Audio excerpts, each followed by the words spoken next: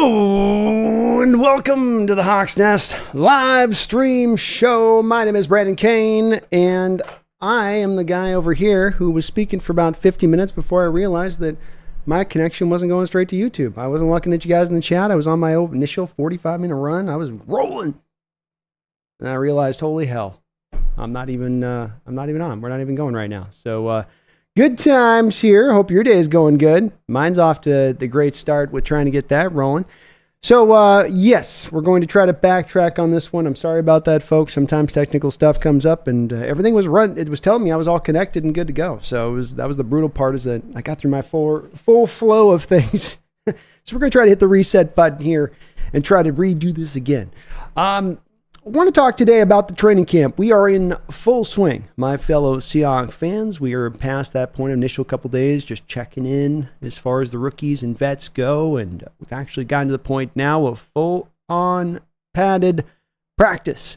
And so that means that the big boy pants come on. That means we get them to hitting. That means we get to really kind of start to learn some things about these players, and it's a little bit less of the flag football and more of real football. And that's always a good thing, because that just gets us closer to preseason, which is now just about 9, 10, 11 days away here from the first preseason game for your Seattle Seahawks. So we're getting ever closer here to this football season.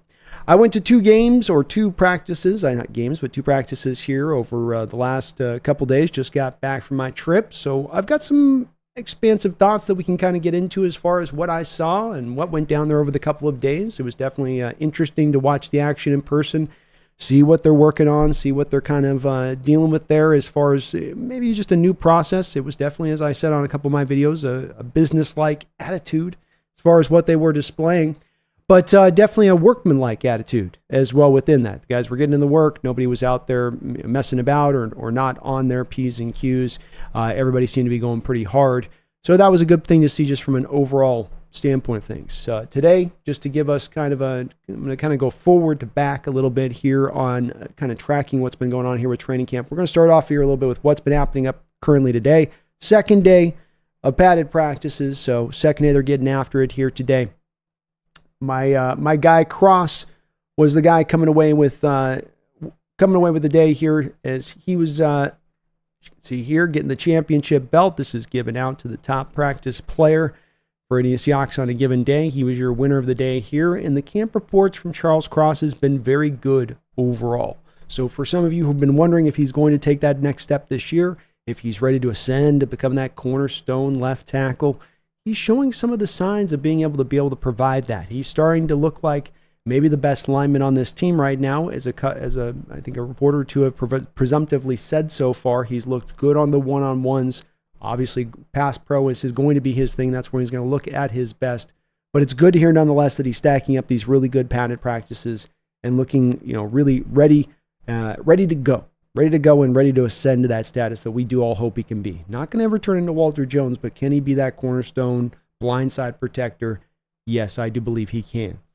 Yesterday, when the pads did come on initially, the man that absolutely lit things up and had everybody kind of just buzzing a little bit after practice off of this catch was Jake Bobo, who did the full-on Superman, full-on layout mode. I'm going to go get the ball. I don't care about my body. I don't care about my knees. I don't care about my elbows. I'm going to break everything if I've got to make this catch. And that's just what Jake Bobo does here. You don't get a lot of Superman anymore from NFL players. They'll just kind of go, I couldn't reach it. But here, in a practice and training camp, showing you the hunger of an undrafted rookie free agent, fully laying out to go get the ball. As some on the scene said, when the ball was first thrown, they thought there was no chance he could go get it.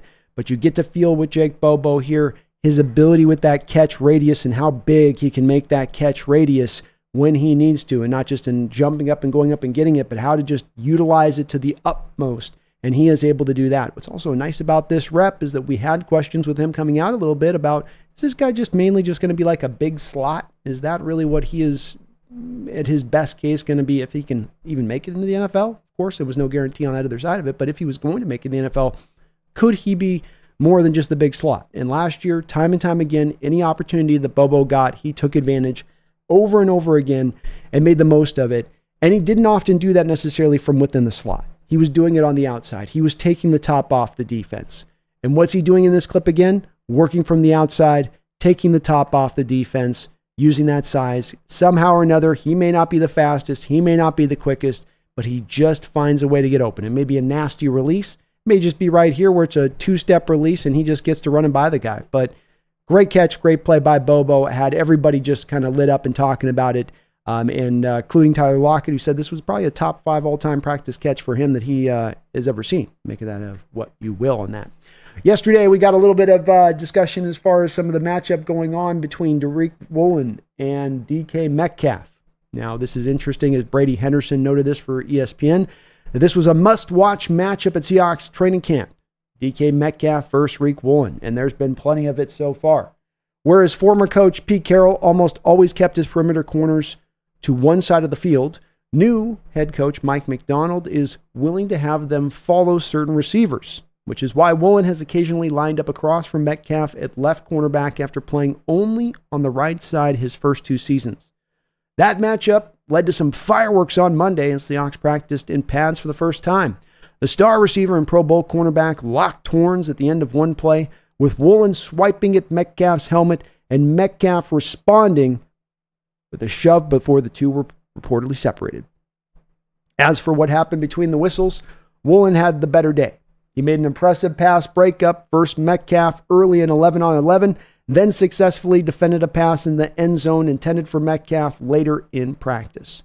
So the first day of pads, Woolen gets a little bit of the better of Metcalf. It was fun when I was in person watching in training camp, these two going back and forth. As Brady noted, you're going to get more of Woolen traveling this year. This is an understandable thing because Leslie Frazier even talked about it in a recent interview. This is what their intention is going to be here with Woolen this year. It's not merely to put him just to one side of the field. It's about unpredictability, not ultimate predictability. And so it has been a fun matchup to watch those guys go back and forth. It's less to do with DK not holding up his end of the bargain. DK came back today and had a great one-handed catch. I have yet to get the video on it, but we're hearing a lot of buzz about the one-handed catch from DK today. My days of practice, there were times where DK was looking dominant. There were times where DK was looking great. He's on it. He's ready to grow. It's just that Tariq Woolen is also on it and ready to go, especially from the coverage standpoint. Is there going to be questions with him in regards to the tackling still? Is that ultimately what's going to decide sink or swim a little bit with Tariq Woolen in the long term with him as a player? Certainly. But as a coverage guy, as a guy with some ball skills, as a guy who looks locked in, who looks like he's benefited from not coming off of a surgery as he was last year into training camp, but instead got to really get through and train to the ultimate to get himself prepped this year. That's how it looks right now with Tariq Woolen. So he's playing really well. DK's getting his side of it as well. And it is notable here where I really want to present just the 2 things that jumped out, I think, for me at camp is the 2 main things that really popped out with me here as we kind of lead with these items. DK came back with that nasty catch today. And then you had Tyler Lockett in the practice that I was at.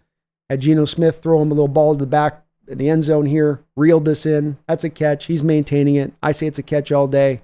Beautiful catch to watch in person. Just a fingertip grab that he pulled in. Got his legs down. Because Tyler's always going to get his feet down. Look, one knee counts for 2 legs. That's how that works. But another great catch there. Why am I showing this? To just get you hyped up on catches? Yes. But also because of the fact that it stood out to me in practice in the 2 days I've watched and what we're hearing, what we're seeing the Superman catch and DK with the one-handed catch. And these receivers are legitimate. The catches they were making in practice, JSN getting open at will once every 6 or 7 plays down the field, open in space, chunk play, happening time and time again throughout the course of practice. DK and Bobo on one day in particular both had a climb the ladder moment, reach up and high point the ball, get right up over the top of the defender and come down and make the grab. Just sensational plays where you felt their height and size and length. And these guys are all making those plays. Tyler wasn't as much out in the action. I think they're kind of load management, him a little bit on the way that this is set up. But I also think that you look at the way that this receiving core is going to work with this Grub offense and how he loves his spread concepts.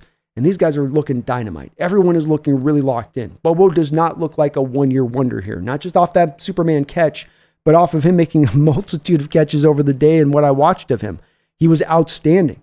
He'd have ones where even when Sam Howell missed through a ball and he had no business trying to make the catch down on a fade ball, he still somehow found a way to almost reel the thing in. Like even when he doesn't quite bring it in, he's still so very close to bringing it in. So when you hear about the reports, these receivers on some of these spectacular catches, yes, it's there on that, but it's also just there on the consistency of it throughout camp, and that these guys look like a difference-making group, collectively speaking. They've got the star power, but they've also got kind of the depth in what they bring. And good luck to the fourth cornerback on a defense that's got to guard Jake Bobo or get stuck on JSN because of some side adjustment on the defense.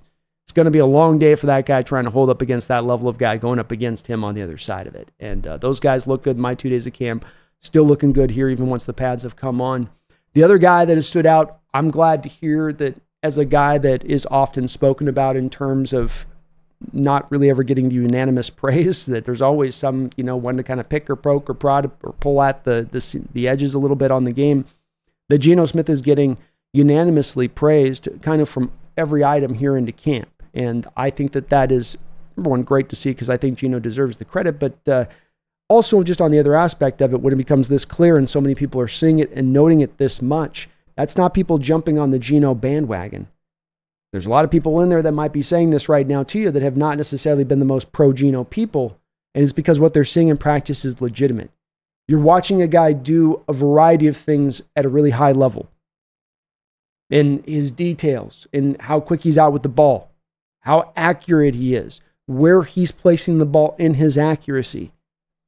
There's a route that these guys were running with just a simple, it's a real simulated drill they were running, 2-man routes at the start of practice, and the 2-man routes would kind of set out and they'd space it, and they were just timing with the quarterback, and there were no other defenders or anything else. It was quarterback, 2 receivers, the running back, and usually the slot. And they would have the running back on one of the drills, cut out to the edge and running it kind of like an out route. And you'd see just a little thing, even the difference of that, where Geno puts the ball out there in front and lets him go and get to the ball, versus the other 2 quarterbacks who just put it on the guy to make sure that they were completing the pass. But the way Geno throws it on that kind of throw doesn't give the defender a chance to actually come back in and make the play on that. His throwing with anticipation. I was down on the berm low side on one throw to Bobo, where Bobo's coming up and he's looking like he's going to run it as a 9. It's looking like a streak all the way. And Bobo's still running the streak.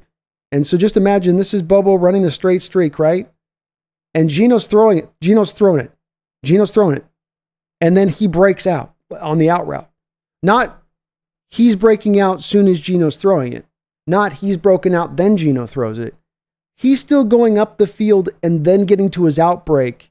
Geno's throwing it here on still the streak part of the route. Pinpoint spot to where he needed to put the ball with where Bobo was running the route and understood where he needed to be in running the route. Because Bobo looks around, ball's right there. And the whole crowd's going, whoa. And I got the perfect angle where they were coming right at me from my angle on the berm. And so you had Bobo right here and Geno throws it. And I'm like, Bobo hasn't even gotten to the break yet. How's that going to, great completion. And you saw those kind of plays from Geno time and time again on some of the throws, the anticipation, hitting the middle of the field routes, putting in the right spot. I didn't see him intercepted on either of the 2 days that I was there, or really even in that close to it coming down to happening at all. And maybe you could go to like the red zone drills because they were doing some stuff down where they were doing fade route drills down to the side, and they kept running it where they wanted to throw the fade to the right, and they kept bang, bang, bang, play after play, so that the corners also knew they're running the fades down there. And so there was a little bit of you up the degree of difficulty on the corner, because then or on the receiver, because there's no 2-way route to play or anything there. You're just kind of having to play the fade. And that's all you got to lock in on. So it was very hard for them to make those kind of completions, but or even allow the defender to kind of come in there and get kind of close for the quarterback at times on making a play in there. But I think there was a purposeful reason why they did that on that side of it. But Geno, the receivers looked outstanding. They stood out to me as far as where they're at. Geno, in my prediction a couple months ago, and saying I think this guy's going to be a 100-yard guy, a 35 touchdown guy, a guy that puts that season out that people would sort of proclaim to you that he was unable to put together, is going to put that together, would seem like where he's at right now and where the team's at and the scheme that he's going to be able to bring. As I had kind of hoped, it really does seem like this spread system is going to fit to what he does really, really well and accentuate it in a really nice way. And he's taken to it, it looks like, at least to my eyes, and what we've heard from camp and a multitude of people I think I've yet to hear a real bad report on Geno through the first few days of camp. And again, this is for a guy that tends to get, at the very least, a little bit nitpicked at times in his game. So if you're not hearing that, then that should just be a little bit more of proof to you that this guy is really, really, really showing out there, and he's looking kind of just almost a little different in the way he's going about, his business on that side of it. But it is wonderful, wonderful to see on that side of it too. Couple notes from camp today here. As Corbin Smith notes here, Rick Woolen had a great day with 3 pass breakups on a DK, something we talked about a little bit there. Greg Bell, big day for 3rd-round pick Christian Haynes at guard. Cody White, the guy's a surprising wide receiver, just keeps showing up every day in camp. None of us counted on making this team, but has started to hear his name more and more coming up. Continues to be a guy that's very impressive here early on in camp with what we're seeing of him. Haynes came a little bit more further on today by the looks of things. There are even reports of him now being moved a little bit into left guard at times. So him in the one-on-ones, having a little bit of success out there, and what he was doing the first day of pads. You had Byron Murphy set up in the first 2 reps against undrafted rookie free agents. They sort of gave him cannon fodder for the first couple of reps, and he decimated the cannon fodder. He took both those guys to school. He got over to Haynes in the 3rd rep. Haynes was able to stonewall him. And then you get to the 4th rep where it was Haynes against Williams, the big cat, and he was able to get a win there against the big cat as well. So Haynes also starting to maybe look a little bit better there, especially once the pads come on. That's one of the first things you're going to look is where's the lineman at? How are they looking when they're getting in on the pads on that? And it does sound like Haynes is coming along in that side of it. We got a little bit of news from Draymond Jones that he expects to play kind of 50-50 inside out this year as far as where he's expecting to be set up, which I thought was kind of interesting on their side of things there with that it's not going to be the majority inside. It's literally going to come down to kind of a 50-50 sort of situation. And what's fun about this, sorry, I got a little cat hair thing going on here. What's fun about this is a little bit of the wrinkle to this, which is we've kind of wondered a little bit of how they're going to use guys and what's the manner by which they're going to approach with it. And this comes from an article with Corbin on kind of Jonathan Hankins, the new defensive tackle the Seahawks had just added here from Dallas, one tech. So a big nose tackle type guy, right? As he witnessed in Baltimore, Hankins has been impressed by how McDonald and the new staff have mixed and matched Seattle's flexible personnel up front, even introducing the Durango front, with Williams and Reed moving outside in a 2-point stance off the edge, and a combination of Hankins and Murphy Morris playing inside. He's also relished being able to stay on the field for a more extended period of time, giving him more of a chance to contribute as an interior rusher. So I thought this was a little bit of an interesting note. We've seen here in Seattle the Cheetah package. Oh yeah, and we've seen the NASCAR package. Pretty much the same thing, they just changed the name. That was your pass rushing package. That's when you would bring on the light bodies there on your front 4 and you tell them to go get after it. But we did have back in the day the big man package, where what you would do is take essentially your big defensive tackles and you bump them out to the outside, but you got to make sure that they're guys that can hold up out there, because if they're just guys that are mobile, they're going to get exposed. So you took a Red Bryant and you popped him out there. You took a Michael Bennett, who was an inside-outside guy, and you made sure he was on the outside on early downs, and that made it tough on tackles to be able to get any kind of move off the edge. Those guys are used to dealing with guys, especially in this day and age, at 250, 255. You start putting a guy across from him at 290, 295, and they don't got any chance at all. So there's a purposeful point to this. We've done it a little bit before. It's a smart approach. You got to have the mobile guys when you kick them to the edge. You got to have a Draymond Jones guy that's truly an inside-outside guy a little bit in that. You got to have a Williams guy that can give you a little bit of that. They don't call him Big Cat for no reason. So the Durango package is going to be one to watch this year, as we know one of the big parts of what the Seahawks defense needs to improve upon right now at the forefront here with Coach Mike is the run defense. Shoring that part of it up. And how is it going to be done? The Durango package, baby. The Durango. I don't know what we're going to call our pass rush package, but I like the Durango. I kind of dig that.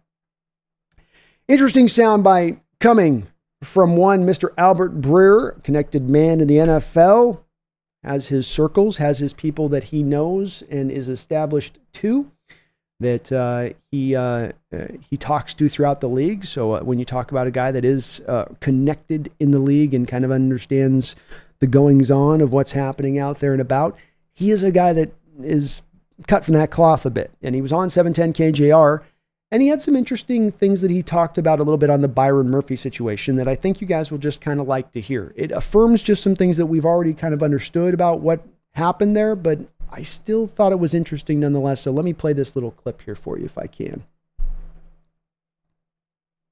The Rams wanted him pretty bad. Mm-hmm. And the Rams were, once Bowers came off the board, the Rams were working it to try and trade up for him. And I know there were other teams below the Seahawks who were doing the same thing. I think a huge part of it was he was very clean character-wise and is sort of seen as like this, like, again, a future captain. You know what I mean? Like, and that's what Donald had. Like, that's sort of what Donald was obviously like enormously talented, but it was also like the guy worked his ass off and set the tone for everybody. And I'm not saying Murphy's going to be Aaron Donald as a leader, but like the pieces are in place for that, which I think is why he was so sought after before the draft. And the Seahawks, I can say this too definitively, they were stunned he was there. I'm sure you guys know that, right? Like they were shocked that he made it to them. So I love this clip because it's got a couple of little tidbits within it. Let's get into those tidbits really quickly here. I got asked a little bit at times why my outlook on Byron Murphy got much rosier even than what I had as a pre-draft assessment of him, where I did like him pre-draft, but I came to kind of really love more of the aspect of him post-draft and that second look. As you do with all these players, you're going through a draft trying to look at 320, 330 players, and you try to get in depth as you can with each guy, but you don't truly get to do that full deep dive into their whole background as much as you get to really do after you get through the draft process, because there's just not enough time to go through 320 that deep. Or I guess Dane Brugler does that every year to a degree, from his angle of it. But one thing that really stood out to me that I was trying to make notable at times to people in the chat, and that's something that I think that can't be dissuaded, is that when you have so many teams out there bubbling for this guy and trying to trade up for him. I'm not just talking about the Rams. We already knew a little bit about what he's talking about here with McVay being hot to trot and trying to basically on his hands and knees to Les Snead, please just draft, just trade up. Don't let Seattle have him. You can't let him have him, Les. We don't do risky things here, Sean. You know that. I know, but you're giving him to him. I know, but that's just the way this is going to have to work out this time. I want picks. What about F them picks? That was years ago. I'm an older man now. No. So we know Sean was on it. This again confirms how much they were on it, but there were other teams there, as he says, that were also trying to trade up for this guy. And when you have other NFL organizations, and so many NFL organizations that don't have consensus on necessarily draft prospects, that their outlook at draft prospects, that there is a bit of that little bit of consensus you hear and the feel that you get for it back there of, and as he says, the Seahawks were shocked that he was there. It raises it up a little bit in my mind of going, okay, there's something these guys are seeing from almost a collective status that is kind of all undeniable at that point of it, versus just your team falling in love with a player. Your team having said, look, we got in the process. He won us over in the interviews. He's a purified scheme fit. No. You have a guy here that a lot of teams were seeking after. Another part that I think is one that we want to not have to keep kind of at the forefront of our mind right now, but as we go into the future and look for this team to reach into that contending state, and a key to what will be determining whether or not this team can reach to that contending state is a spot that he talks about in this interview at the end with Byron Murphy that was a part of the process in what drew teams to Murphy that had nothing to do with his physical skill.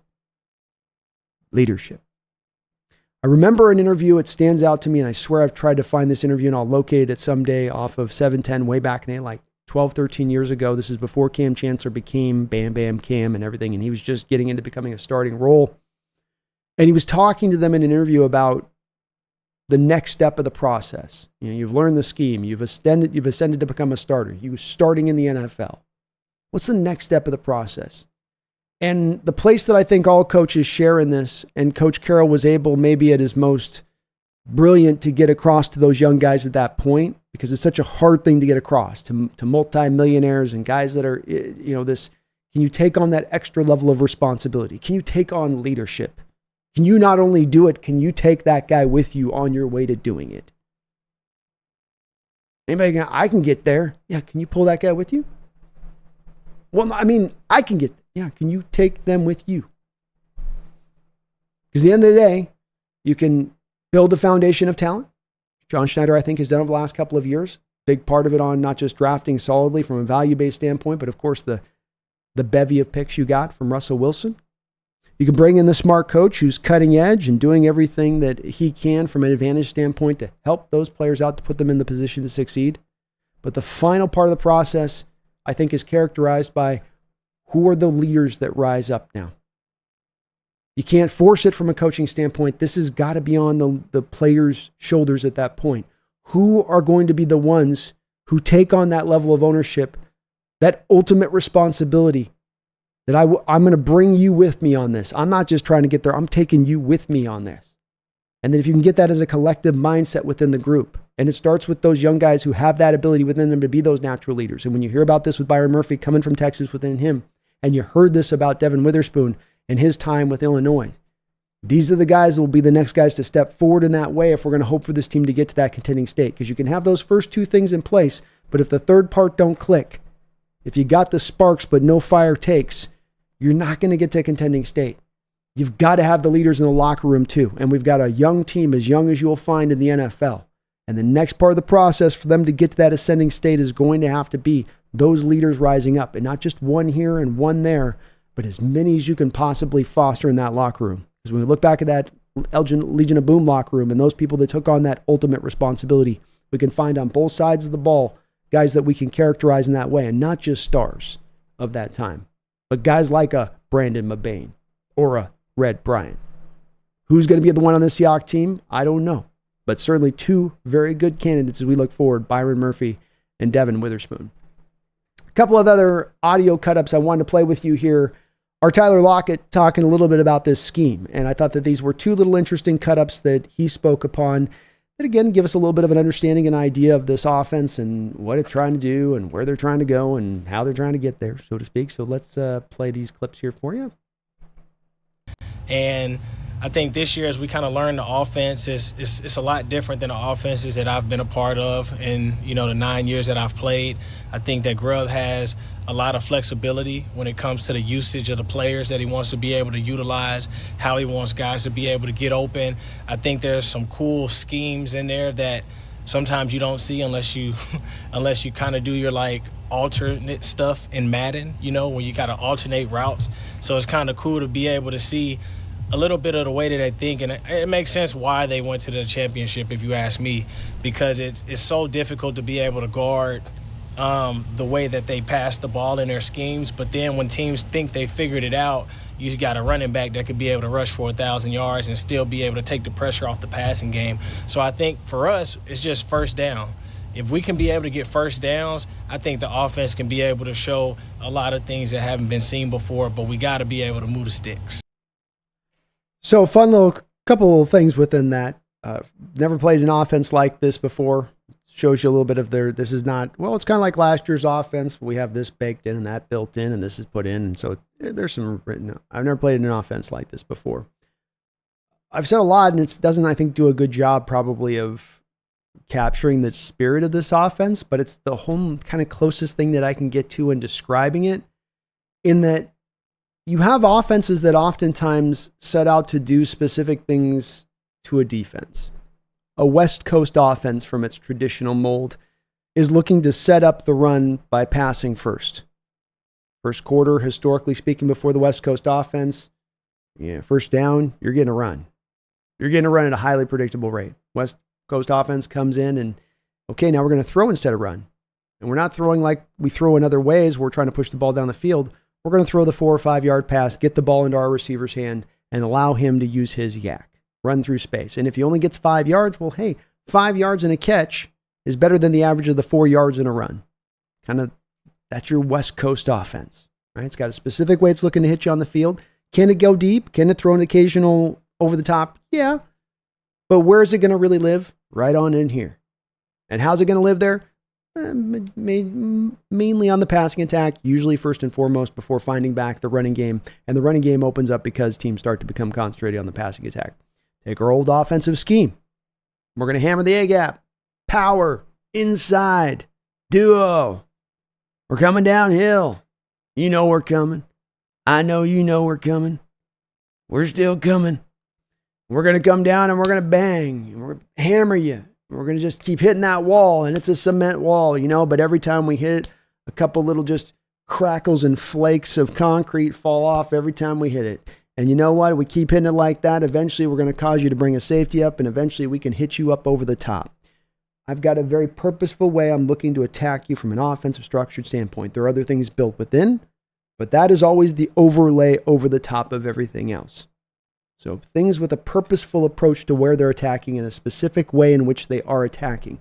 But the thing that stands out with Coach Grub is that when you watch the Washington offenses, they attack you everywhere. It can be behind the line of scrimmage. It can be 50 yards down the field. It can be routes to go for chunk plays. It can be just to death by 1,000 cuts, dink and dunk. And as Tyler said, come back and hit you then with the running game. He mentioned the Madden thing, which I laughed a little bit at in the talking about the routes. And there's a little bit of like route rigidity you'll get in some of these playbooks when you play either in a Madden or right now I'm sure many of you are playing the NCAA college football game, as I am, enjoying it a lot. But you get in, you get your playbook and you get these routes and you'll get to a down and distance or route you want to run.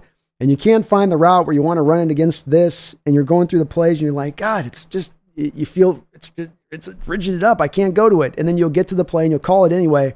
And as he said, adjustment in Madden. So you come to the line of scrimmage and then you'll just adjust your receiver where he's running this stick route and you switch him off to a slant and then it's wide open. You know, you've created it within the play. It's sort of like Grub creates that within his plays of that adjustment always there within it so that it's not as rigid in its structure. So it attacks you everywhere. I don't mean to say that as a sales slogan for the offense, but it's free of any confinement and constraints. It just wants to go at where you're trying to be weak. Yeah, where you want to give me a 6-man box, I'm gonna devastate your 6-man box. Not just because I have the numbers game, but I'll pull guys in space. I'll create extra number game down there. I'm going to force you to bring that guy down into the box. And I'll hit you on the outside deep when I do, because I'm not just going to be that old school spread guy that's just going to be here and here and here. I've got a way to get you every time. And if you think you can lean to me a certain way and take away this, but appear to take away that, I'll just come back and hit you with a trick play. Then I'll have your head really spinning at that point. Then I'll come back with a fake trick play on the next play. Then I'll have your head just about ready to brain fall out of its skull cap. You're so confused as to what's going on. So I love that he mentioned it this way. I see it the same way on tape with with Grub and his approach. That I'm going to try to go everywhere here. I'm going to try to hit you on every spot of the field. Just show me where you're wanting to lean. Where do you want to lean? I'll go there. You gonna lean this way? I'll go there. Go back. I'll hit you in the front. You're going to lean up. I'm going to go behind you. It's really within the structure of his play calling, and you see it play after play where Washington's not just here, here, here, here. It's, it's like a jazz musician, where you almost just don't know where the beat's going. Just like, whoa, we're doing all this, huh? And over here? Okay. It's pretty impressive to watch, but it's one of the reasons I really love what he's going to bring, I think, here to this offense. Another Tyler cut here. Bringing up a term that I'm going to now bring into my vernacular called stick conscientiousness. Listen for the stick conscientiousness reference here from T-Lock. I mean, there's times where we might be going after the sticks, and there's other times where we're not even worried about the sticks. The sticks is just another yard line. And there's times where we might go for an explosive and it's 3rd and 3. Like, you just never know. And I think that's the cool part about the offense is that you have things where, okay, if this guy's open, take it. But if not, this guy behind him is probably going to have a great chance to be open to create an explosive. And so I think that sometimes if we focus more on just getting to the sticks, it's easy for teams to be able to pick up on 3rd down. They're more stick conscientious. But when you end up putting yourself in a position where you have somebody that's getting to the sticks, you don't know which player's getting to the sticks. But then you got other guys that's playing off of that route to be able to create an explosive. So if teams take away the sticks, the explosive opens himself up. And if they take away the explosive, the sticks open up. One of the reasons that UW was able, as Ryan Grubb tried to seek out to do about once every 7 or 8 plays, create an explosive play on the football field, is because he's not a spread concept guy who goes dink, dink, dink, dink, dink, dink, dink, dink, dink. Okay, go deep. It's that in my dinks, dink, dink, dink, dink, and dunks, my dink and dink, dink, dink, dink, and dunks, is that I'm always going to have an offshoot player looking there to take the top of the defense off. And that there's always going to have an instruction in my quarterback's mind that you don't have to play it safe here, that you don't have to play it to the sticks. You don't have to be stick conscientious, as Lockett said. And I will say there were a lot of times on the All-22 tape and watching in recent years with this offense, you're at a 3rd and 8, you feel a lot of the routes end up sitting around 3rd and 8. You're in a 3rd and 11, here's the route. You're 3rd and 5, the route, you got 2-3 routes here. Where you also then would feel at times defenses lean in to where, as Tyler's talking about, this is why I think he kind of purposely spoke about this so specifically, is that this is something that he's encountered here with the offense in recent years, is that they would call a little bit too many of those routes to the sticks and then become too predictable to the defense. Does it sound familiar about the prior offense? And the defense would then squish in those routes to those stick spots, especially if you've got those key third down spots, 3rd and 5, 3rd and 9, 3rd and 12. Let's keep three flat defenders like we have them in kind of a quarters coverage at the sticks, and they'll just hang right in on there, and then you got like a line of defenders there to take anything away, and you can run any route concepts you want, but they're just going to squat down on the sticks because they're like, yeah, it's all window dressing. You're going to end up with still 3 of your guys ending up right in our laps here when it's all said and done. And I think Tyler was referencing just a little bit of that now here, where that becomes not quite the same way it once was. So I think I did the right one on that. I think I played the right one. Hopefully I didn't play the wrong one on that. Make sure in the chat. I like that though, stick conscientiousness. So that's pretty much what we got going on right now. The hard to read as far as from my standpoint, from the defensive things when I was there at camp, there wasn't a lot to go into because they weren't to me in pads. The first day that I was there, McDonald ran a lot of different things on the fronts. It was a lot of wild stuff. I mean, every play, it was a different kind of front that he was showing to the offense, and it did create some confusion that first day. Came back a little bit vanilla then the second day. Offense then carried more of the day in that day. They were able to take more to it. By all accounts, yesterday, first day of padded practices, defense got a little bit more of winning the day on that one, it sounds like. So that's a little bit notable on that side of it and how that's gone back and forth. We'll just have to see how that goes here with the padded practices going. But they are doing some slight confusion stuff going on there against the offense. I think it hadn't gotten fully deep as it will into it as we get into maybe a couple more days into practice, a couple more days into pads, where Mike McDowell is really, I think, kind of slowly rolling this D out for these guys to make sure that they got all the understanding of the base level before they get to the advanced stuff. That's the appearance of it a little bit for me, when he was kind of allowing to kind of happen on that, especially, second day. But impressive from the offensive nonetheless. They worked on a lot of those high point ball stuff on one of the second day of practice where they would have the receivers. If you guys ever see those running back gauntlet drills they run in high school where you make them run through those pads with the ball and the pads are just whacking their body and they just got to hold the ball, just run through it and be strong. They were kind of doing that with like a high point drills, but it was just barely throwing the ball just up. So the receiver barely had to jump up and reach it, but then he was getting jostled and banged around as he was trying to bring it back down. And what was cool about that is then you got to see in practice, as I saw in the moments there with DK going up and climbing the ladder or Bobo going up there and climbing the ladder, them then working that into practice. The quarterbacks throwing it purposefully to put the ball up there for these big receivers to go up there and get and take advantage of their height and size. Something maybe that we haven't seen as much of in the past that we're going to see a little bit more of now. And when I tell you on both days of practice that they worked fade routes down by the end zone, they worked fade routes by the end zone. Also a fun part of it, though, was that on top of running the fade route, they were working on, it looked like to me, side adjustments. So you get a 5'9" corner on a 6'4" receiver. And when you run a fade route, what that corner is going to want to tend to do is he stacks the receiver in his back pocket, and he just wants to cut the path off of the receiver so that it never turns into a jump ball opportunity. The receiver never gets the path to the ball. The corner can just, without holding him or grabbing him or doing anything like that, he can just step in front of him. Trey Brown's great at this, and cut that path off. And so what that does often is that you've got to when you do the fade route, of course, you got to throw the ball here. The quarterback can't always anticipate that the corner's going to get up in the front pocket of the receiver and not give the receiver the pathway. He's got to throw it like the receiver's going to get clean and clear on that play. And so it's a good, effective technique by cornerbacks to stop that fade ball, even if they're really undersized and there's a height disadvantage between them and the receiver. What the Seahawks were doing on some of these plays, though, was that they were breaking it off late. So it would look like a fade, and then it would be a late break, back shoulder catch that the quarterback's rifling in on that. It's kind of like, again, like with everything with Grub's defense, I'm going to make you play it honest. You start cheating, you start putting the receiver in your back pocket and getting up ahead on that route a little bit too much because you don't want the jump ball opportunity. I'll just come back to the out route on the side. And I think that could be pretty effective in the games at times if you do that to these corners, because on these big receivers like Bobo and Metcalf, you're going to want to get them in the back pocket. You don't want to let them stack you on that. You want to get them in a good opportunity place to be able to go up there and get it, because you're not going to be allowed to jump them. As I saw a couple times there in those practices with Bobo and Metcalf, there's times where they're just bigger, longer, and nothing those little cornerbacks can do to get the ball. They're just kind of watching them. Oh, wow. Impressive.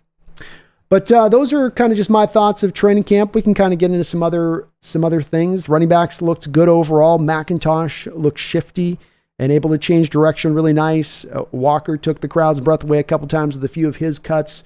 Don't want to undersell Charbonnet, who looked explosive, looked good size, looked like he's ready to already start sending people to the shadow realm. So the running backs look good. Obviously, you can't tell much from pads, lack of pads on that. So we'll learn a little bit more from those guys. But overall, they looked pretty good on that side of it.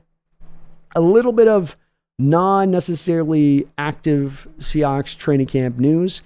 It was announced today that Rashaad Penny is going to retire from the NFL. Seahawks kicked the tires on Penny a couple of weeks ago, had him in a camp. Former first-round pick, as I said, played with the Eagles last year. You looked him in the preseason on a couple of the carries, and it just looked like his legs weren't there anymore. He just did not have the same burst or speed that he once did. This has happened to a couple guys recently who've come in through here in Seattle. It's a sad sight to see where you get a couple leg injuries, and as far as medical science has come, there's still the part that there's a limit to how far it can go at times, and that it does sometimes rob these guys of their career and of what their potential could have been.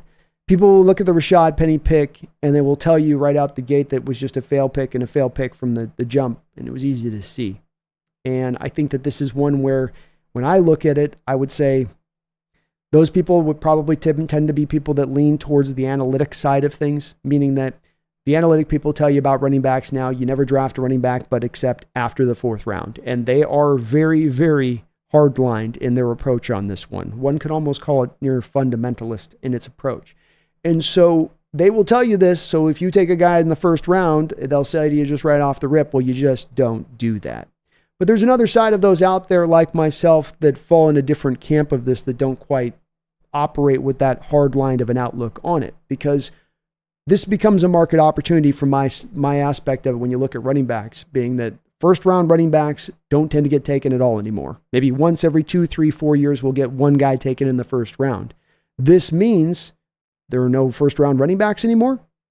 There are no guys that are that good anymore, that they suck now. No, because the whole thing isn't about the fact that analytic people tell you the running backs suck now. They tell you that they're more their value is more based upon the offensive line, and that you've got a lot of other factors like their health and how much you got to pay them factors in. It's everything about that's nothing to do necessarily with the ability of the player as to why they don't want you to take the guy in the 2nd round. The ability they would agree with you on. Oh yeah, Kenneth Walker is a great talent. Oh yeah, Charbonnet is a great talent. But there's this, and this. When you look at Rashaad Penny, he was a guy, yes, who had the injury come up. But is this a situation where your organization saw this guy that was heavily injury prone in college and then you made a pick of him because you just love the talent? Or did he have the cleanest medical evaluation in just about I don't want to say full history, but we heard the Hawks organization talk about Penny in this way when he came out, that he had as clean a medical evaluation of any college prospect they had seen, that there were no injuries in college. And now it completely fell apart when he got to the pro level. But my point on this is being that that's not necessarily then an example of why the analytic folks went out on this one. That's as much as anything bad luck. Because when Rashaad Penny was out there and he was playing, and he was able actually to run at full steam, and that was rare moments of that, I'll give you that. But in NFL history, on a minimum of 750 attempts for running backs, so you don't get the sample sizers in there, right? You get the guys that actually have had a good amount of carries, almost 2 full seasons, 3 full seasons worth of carries under their belt. Jamal Charles leads NFL history with a 5.4 yard per carry average. Rashaad Penny averaged in his NFL career 5.6 yards per carry. Now, he has about 350 carries. He's going to be short of that 750 attempts.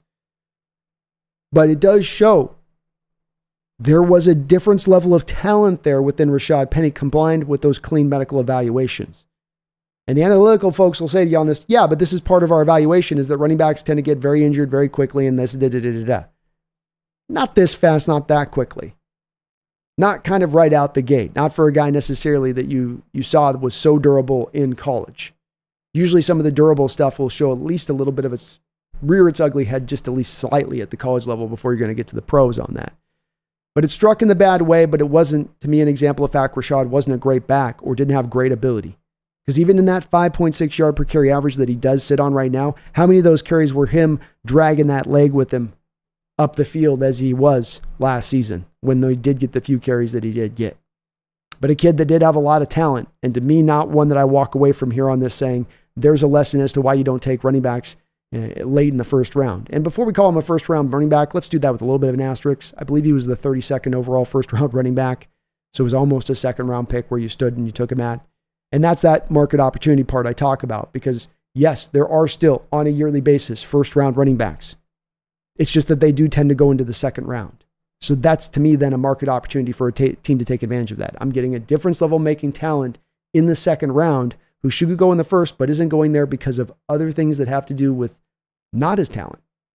And that's, I think, and does remain the case. And this is a little bit of, I think, what caused John Schneider to be drawn towards Walker and Charbonnet, even in back-to-back years, because that principle remained in play in both of those 2 seasons. Do me a favor too, please hit the like button if you could for me today, folks. I would really appreciate it. I want to say sorry a little bit about the technical glitches that we had going on earlier. I don't know what happened. I went and hit my connection. It told me I was live. It told me I was connected. I looked over 45 minutes in and saw you guys were like, where is he? Where's he at? All right, I went, I've been talking for 45 minutes and nobody's heard me. Nobody. But I appreciate you hanging in with me tonight on that. Sorry about that high weirdness on that. But hopefully everyone's having a great night. And do please hit that like button for me. It would really help this channel out as we are motoring along here, trying to get ourselves to 20,000 subscribers this year. That's the big goal. I'd love to hit it, even get past if we can. Yeah. Mark Sanchez, how you doing, brother? It's good to see you in the house. Hope you're doing well. Misfit says, let's have it go. A little late, but usually worth the wait. Game Bomber says, Byron Murphy is him. He is looking good. Brian, he's looking real good. Ornass City, I hope you're well, Hawks Nest. Charles Cross seems so comfortable and confident. He's looking good. He's looking really good. And it's not a surprise to see from my standpoint of it being that I think the guy, got beat up a little bit at times in this offseason. Not bad, but just there was a little bit of is this guy a bust? When's he gonna, was this just the wrong pick? And I actually have come away in this first 2 seasons feeling more confident in the kid than dissuaded and saying, I see him building up here. I see this being him ascending to the player that we thought he was going to be when we made him the draft pick. And I think he is going to be that. So it's good to hear that he out there getting the belt today, and he's looked good so far, and he's going to take really well to this offense and what it's going to ask him to do. He's a great fit for it, and a guy that I think really finds himself suited into that spot here as that long-term starter here, a guy that is as likely as any guy of that draft class here to be looking at, after this season, a contract extension, and the Seahawks look to get him solidified if he goes out and has the kind of year that I think we're expecting. Misfit says, Pumpkin's dialed in. She's very dialed in. Look at that face. It doesn't get any cuter than that, does it? No. It doesn't. No. Mo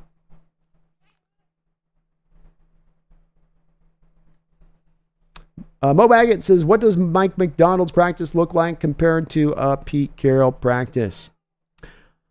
Well, I didn't actually have ever gone to this is my first training camp ever attended. So I was always living kind of somewhere else, it seems like at the time, and barely just as Carroll, I left, I think, just as Carroll came in the door there in Seattle.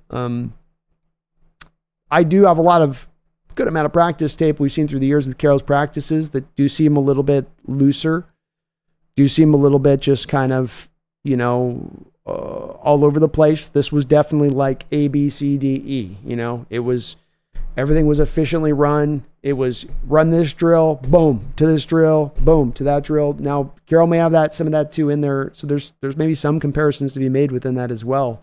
I'm speaking a little out of school on that one. I have to admit there, y'all, and being that I just never had a chance to see Carroll's practices.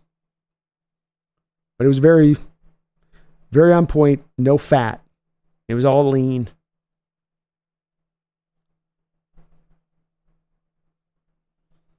Night and day with Mark Andre. Other than the 49ers game, we'll be wearing the throwbacks more than once. Also, we're still wearing action green. If so, what game? I don't know if they've announced all the games on what uniforms they're going to wear what.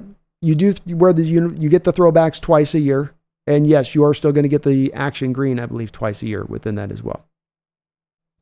Regardless of Haynes getting reps at first team left guard is exciting. Even if Lakin ends up starting, I hope Haynes gets there later in the season. Bradford seems to be locked in at right guard. I like seeing it as well. I think Bradford's got a lot of ability there, and if he's starting to hone and harness that ability right now, because make no mistake about it, he is as athletic as they come for the guard position. He is, much like I talk about with Cross, a pure fit for this scheme with his skill set and his physical skill set. Now, it becomes about technical ability with Bradford and if that can bump up in a major way. And if it does, I think with what you see here with Haynes, there's going to be a draw by the team to feel like our backyard's safe right now, you know? We got a sheepdog here to guard this back door right here with Bradford. We can have this other guard dog go outside the fence line and patrol and be our left guard.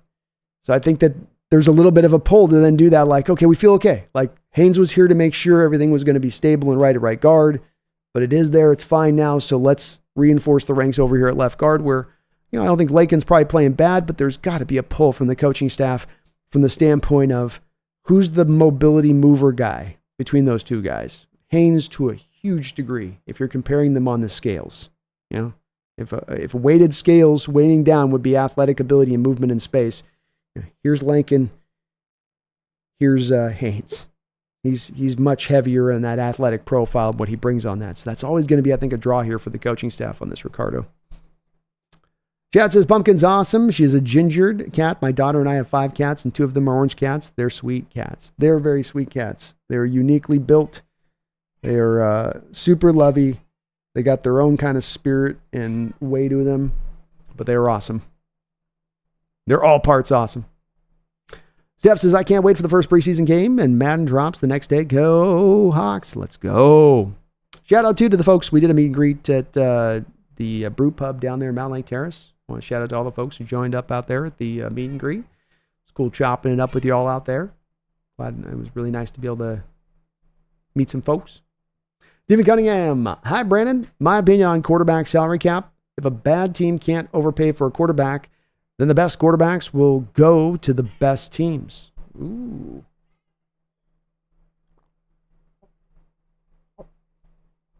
Disrupting parity. Vote no on the quarterback cap. Steven, I'm going to go to the bathroom real quick. I'm going to be right back. And I love where you're coming from on this, by the way, Steven. I want to dive into this, so give me 1 sec.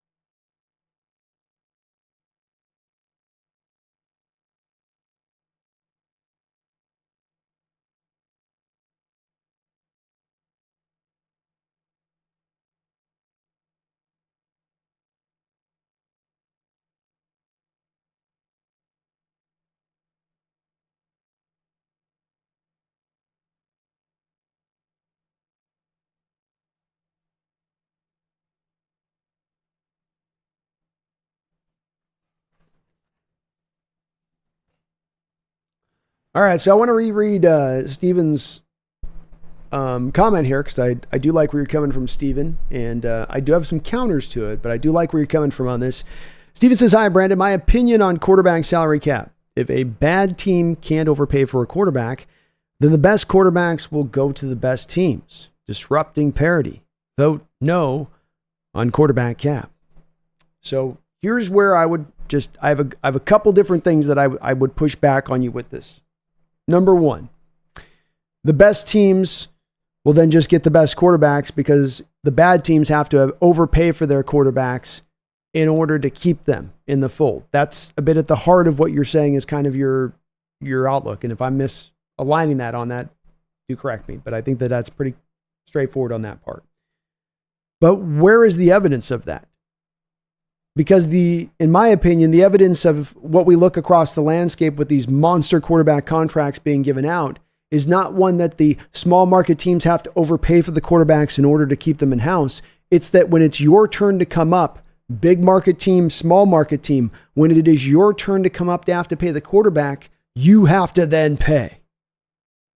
And so it can be Josh Allen with the Bills, or it can be a Dak Prescott with the Cowboys, or it can be a Brock Purdy next year with the 49ers. It doesn't matter the situation. If your turn is up next as that team, you now have to pay. So I think first I would say, Stephen, where's the proof of small market teams have to overpay for these quarterbacks to keep them in-house as it is now? The other part I would say with this is club control is the part that maybe should be consideration as well on this, because this is the big driving factor as well for these quarterbacks to do these deals in the time frame they do. And I would offer that would be much more of the push than anything else here. If you do a quarterback salary cap, Stephen, I draft a quarterback in the first round, and these quarterbacks are going more and more in the first round more than ever before. I have theoretically 5 years of club control. I have 2 franchise tags I can apply on top of it. That's leverage to the team. That's leverage to the team to get a deal done with the player. So theoretically, as a player, you can say, I'm going to play out this rookie contract and I'm going to go to that great team that's the big market team because it's all equal anyway across the board. What's the benefit to be here anyway? But you've got to get through the full totality of that contract to get to that spot. And as we've seen time and time again here, Stephen, if there's a team paying you and willing to pay you after that third year of the deal and to make you that monster paid quarterback, in this case, as high as the market will allow you to be paid, you're going to see the quarterbacks jump on that price at that point and say, okay, I'll sign the deal here. I don't want to wait out 2-3 years. I don't want to get in this whole tete-a-tete with you on this battle with this back and forth just to extricate myself out of town to get to the place I eventually want to go. So I just don't think it's really going to, admittedly speaking, Stephen, it would be a new thing, and you never know how the stuff will really all play out with that when that goes down like that. Like when the rubber meets the road, what unforeseen things happen that you hadn't thought would happen. But on that one, I just can't see that necessarily being the case because NFL teams do have such thorough club control over the rookie players, especially if they've taken them in the first round. Casey McCracken says, I like Geno better than Russell. Let's go, Casey. I like Geno a lot. You mentioned about Russell always wanted the money, says Casey, and this is a place that I got to say, I really, part of me giving so much support to Geno is that he's done so many things right, be it how he's prepared, how he's led, how he's dealt with adversity here on this team the last couple of years when things haven't already been set up well for him, or even how he signed the contract and what he did. And he gave us, in my opinion, a discounted deal. It's shown itself to be that through the first 2 years of the deal, where you look back at the first day of signed, you're like, wow, it seems like a team discounted deal. And he was 17th highest paid quarterback in the sport last year. And then you see these new deals handed out over this offseason alone to the Trevor Lawrences and the Tuas. And the deals just keep rolling out, don't they? They just keep coming out. They just keep spinning. They just keep spinning. And you look at Geno again, and he's going to be somewhere around 16th, 17th again this year as the highest paid quarterback in the sport. And he's going to give you well above, I believe, top 10 quarterback play this year. And that's just one of the places that is so awesome about what he brings you, is that he's giving you a discount on top of everything else.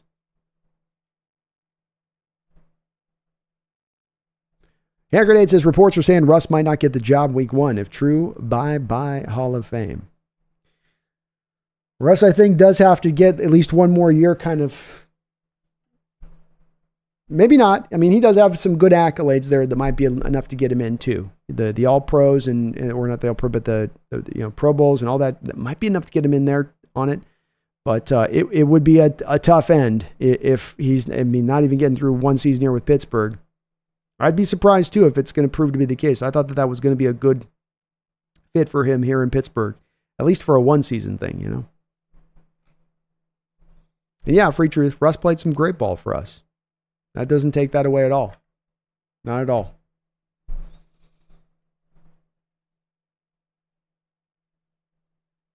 We'll see if those reports are really true too. It's early in camp for all that stuff to be distinguished. Kevin says, we're about to ball the F out.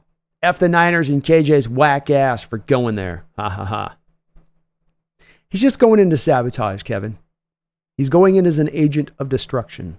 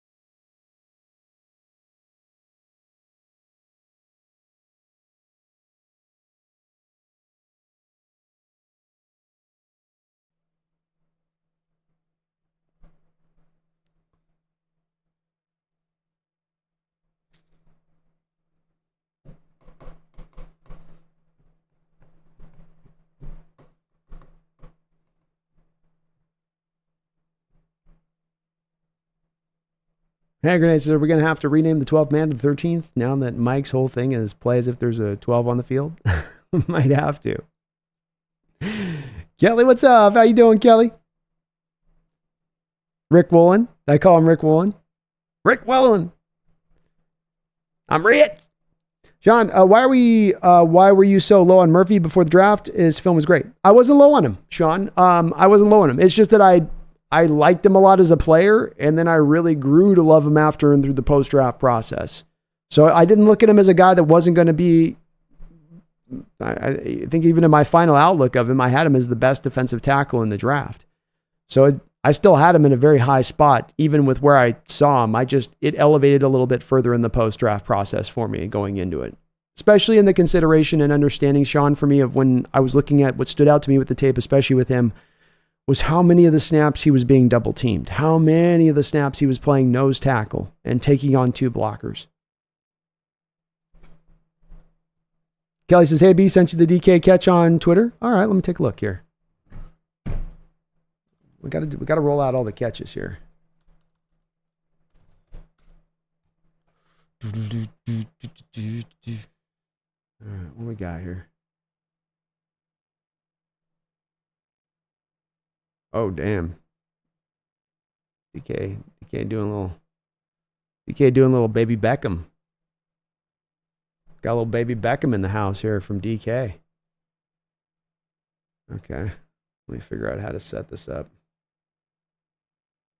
How to do this. Here to do. Thank you, by the way, for sending that. Let me make it happen. Now let me make it happen here. Hold on, Kelly. I gotta show what's up here.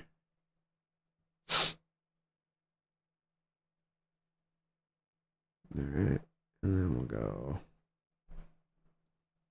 Okay. Oh my God. Close.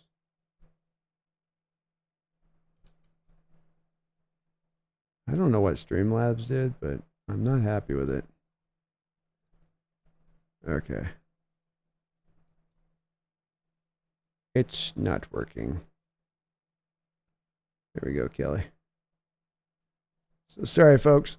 A little smaller, but make it big here. Make it big. This just adds to the intrigue, if anything, right?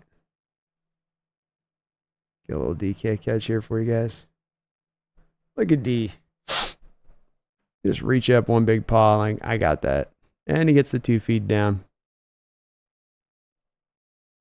Telling you, these guys making plays. Making plays. Thank you, Kelly. Whew. Right in front of the Witherspoon there, by the way. That's Witherspoon in coverage.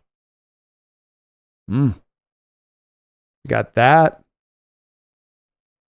We got Bobo with a Superman grab here. Tyler's like, I see you. I see you, but don't forget the old man. I see you, but don't forget I'm still here. Game changers. Difference makers. Show me a stronger stack of 4 in the league, and I'll show you a liar.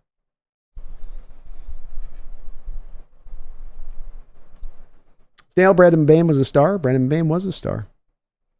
In his way. Jag Talk with Jose. Jag Sports Talk with Jose Rodriguez. Hey, B, can you stop by my channel when you have a chance? Sure, man. We can get something set up here this month. It's a good time right now before we get into the full drift of the season. So I'll hit you up on Twitter, man. I'll DM you.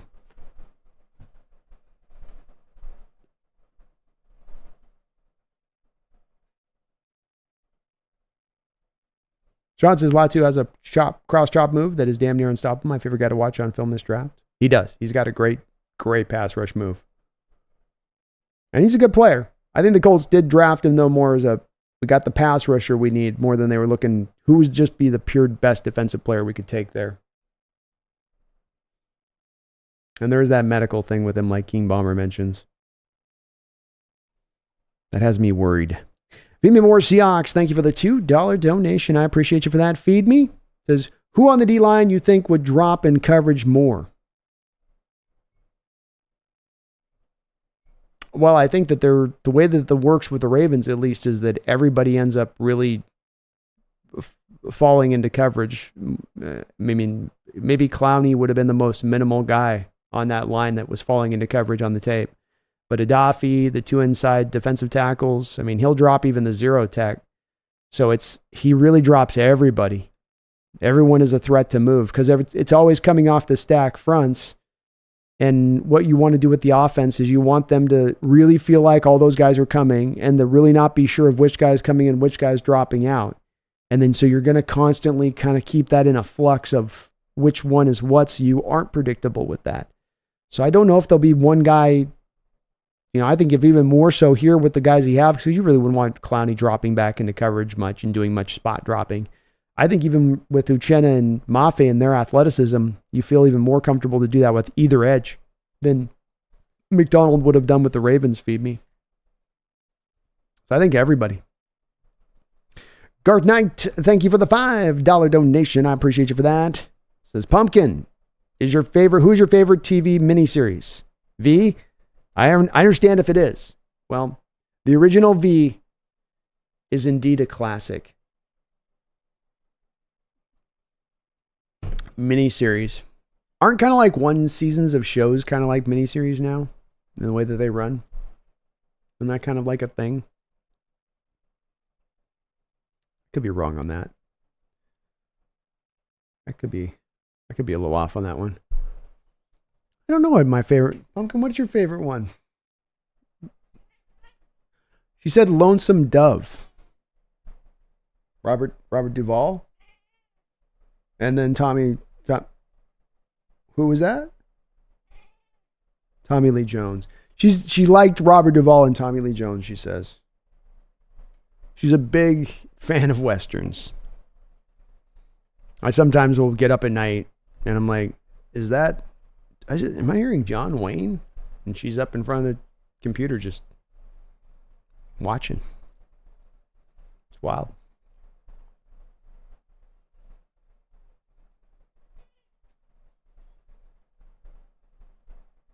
Chat says Steve Argent and Tyler Lockett share the same birthday, and they're both from Oklahoma. Just a historical.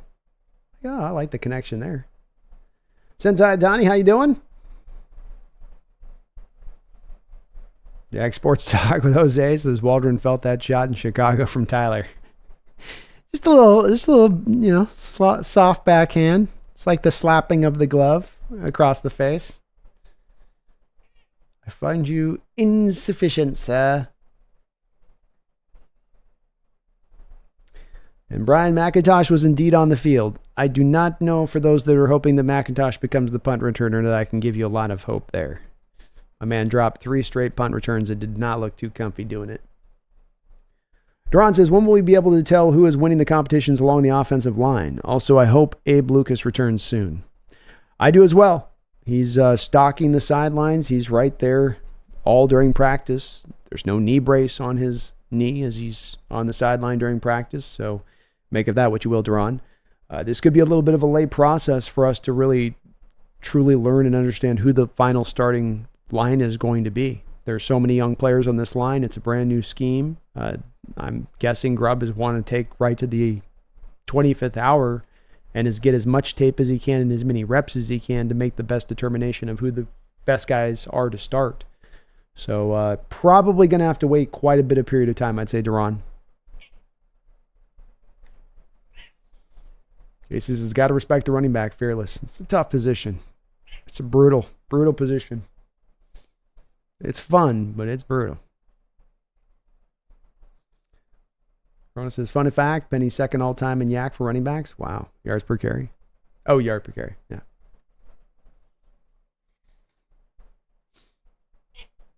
Chris says he had a better medical than Chubb. I think that's why he was taking over Chubb. Correct. Chubb had a torn ACL and a pretty bad one at Georgia. I mean, it was pretty, I'm not going to use the word horrific, but it was not one of those ones you look at college and go, yeah, that guy will bounce back. So I do believe that the decision came down to that. This is that great irony about Seahawks making the decision as they did to go with Penny, and the medical evaluations factored in. They were trying to have that as a factor, not just be completely blinded by which guy's got what talent, but also the guy that'll be able to remain upright and durable. And that is that luck part that comes into play on some of this stuff where, we like to think that every decision has an absolute win to it or a well thought out solution to everything that's the complete right approach. I think there are times in football you can take the complete and right approach, the smart approach, and it still just doesn't work out in your favor. And I think in retrospect, in regards to Rashaad Penny, I think that there's a lot more of that I feel about that situation than it was a complete failure or a lesson to be learned about drafting running backs.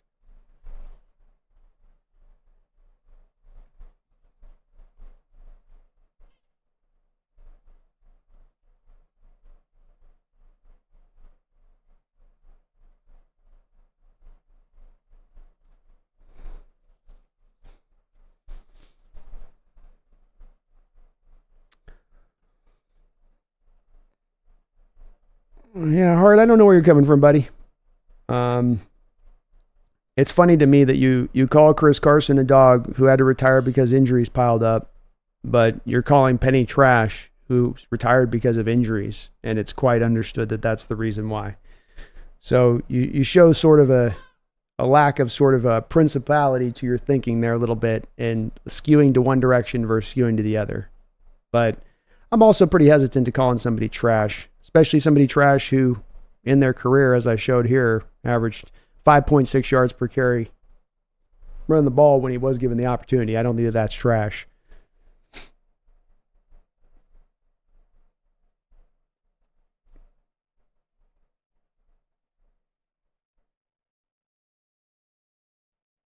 Yeah, they're two different running backs. Though part of the reason you drafted Penny was that he was going to give you a 1-2 punch to Carson. Not that you were looking necessarily for okay, kidding. Not necessarily that you were looking to get a guy that was a carbon copy of Chris Carson. They're different backs. As I say with this two running backs come in all different shapes and sizes and styles. And just because one guy does one thing that way doesn't mean that everybody's got to do it that way. As long as you're getting your yards, that's all that matters.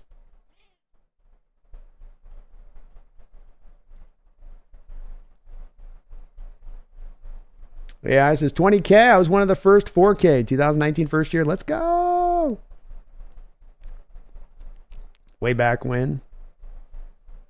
Yeah, Casey, I'm not a big action green guy either. They could just do the throwbacks in favor and no more action gray, and I'd be perfectly good with that. King Bomber says, also, I know you weren't a fan of Jarrell, but how do you think the tackle spot is going to end up? Most intriguing position battle for me. Cross, Lucas Fan Forsythe, Jarrell, Curtis, and Greenfield, who makes the roster. I was impressed by what I saw from Jarrell. I watched a little bit of him during the practices, and he looks the part. He's well built. He moves really well, and so I did like what I saw from him. It's gonna be tough for him, I think, to make the roster because Stone Forsythe is so locked in. I thought Stone looked pretty good as well out there. I thought he accommodated himself pretty good as well. It's going to be a hell of a battle between the two, and I think the important part here, King, is that you've got to much stronger battle there for these back end even tackle spots than we've had for years here. I mean, we've had a hard enough time accommodating and getting the frontline guys out there to go, much less getting this kind of really strong battle to happen on the back side of it. I think that Greenfield, another guy, does look the part, obviously athletic. He had a day where Derek Hall got to him in the practices I watched where you're like, oof, he's definitely still seems a bit of a work in progress. And then you've got McClendon Curtis on this and where he, fits on this. And they've got him playing kind of inside, outside as well. If I was to make a final guess of the way this will play out, you're going to probably see, and the only thing is that like Stone could win the job, King, and you got in McClendon and then you've got in Jarrell guys that are just much cheaper. So the team ends up moving on from Stone Forsythe because they can save the $1 million, not because necessarily he wasn't as good or better than those guys as an option there.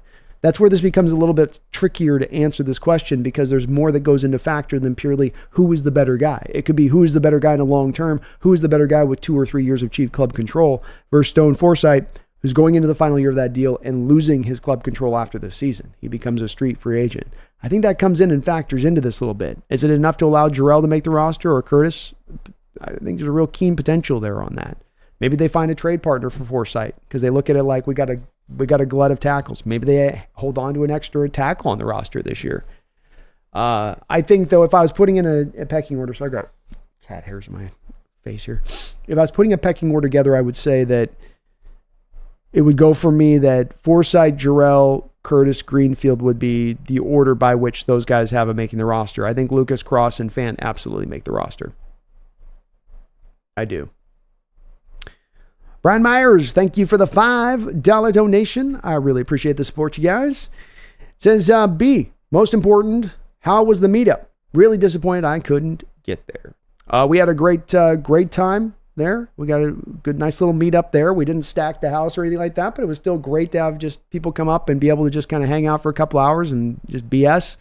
Talked a little Seahawks, talked a little bit of Mariners, just BS'd. It was just good to see faces and names, and it went really well. It really, really well. The bar started freaking out on us at first about it because they're like, how many people are coming in here? What's going to happen here? And I was like, okay, guys, we'll just come up to the bar if we need a drink. It's not a big deal, But no, it worked out really good. I'm hoping I'm going to be able to do more of those in the future and hopefully get a little bit more of a further out deal I can put out there of this will be happening a month out from now, and so people can better plan out if we're going to do that again. But I had a great time. It was cool to chop it up with my people out there. And thank you to everybody who did show up out there. It was very, very kind of you to come out and meet up. Feed Me More Seahawks, thank you for the $2 donation. Says, you like Mike McDonald's philosophy on how the game should flow? I didn't hear anything new on Mike McDonald on the flow. I'm guessing you're referencing maybe he had a recent interview he just did maybe today or something on that. Feed me. But I didn't have a quote that necessarily stood out to me that I'd heard from Mike McDonald about how the game should flow. So I'm sorry, I just don't know the quote that might be referencing on.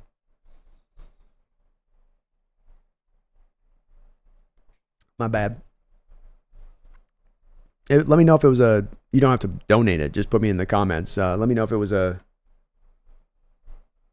press conference quote from him today, or maybe just what it was in reference to.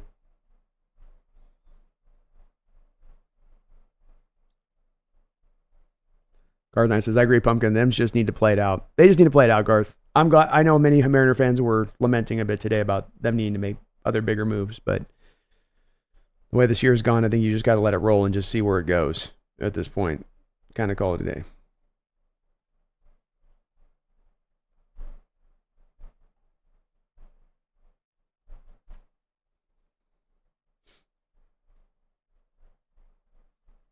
Womaga Yalin, reports are the Broncos and Patriots offense are struggling in a bad way at training camp. You started these rookies out the gate, Yalin. It's the draw there is, and I bang the hell on this over and over again because I don't get it. And these teams draft these young quarterbacks that probably really could benefit from being able to sit a year and just kind of learn before throwing them out there. I mean, maybe in Nick's case, you go, the guy's got damn near 67 college starts. When is he ready to play? Does he need 150? So maybe in that case you understand a little bit more. And from the Broncos standpoint, they don't really care if it goes off the rails this year. That's much better of a picks, not first round, second round, all that next year for them. But not shocking to hear when you have two young guys like that out there, especially two offenses that aren't exactly in a firm place as far as their talent and just how good they are, But it is nice for us, yelling, because we get to face those two guys in the first 2 weeks of the season. If you're facing a rookie quarterback, getting to face that rookie quarterback in his first or second start of his career is not too bad for the first 2 games of the year. It's not the worst of ways to start out the game in the first 2 years. One second.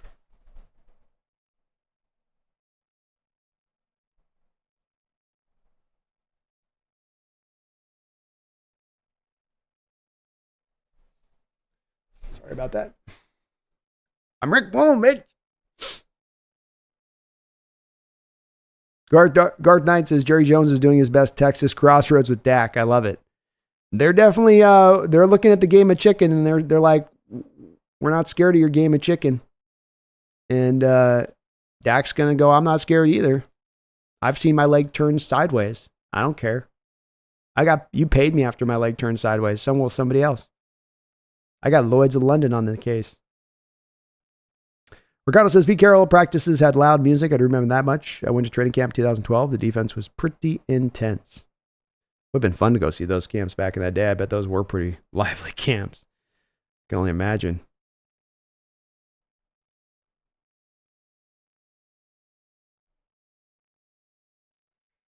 Gar says, I agree, Pumpkin. Oh, sorry.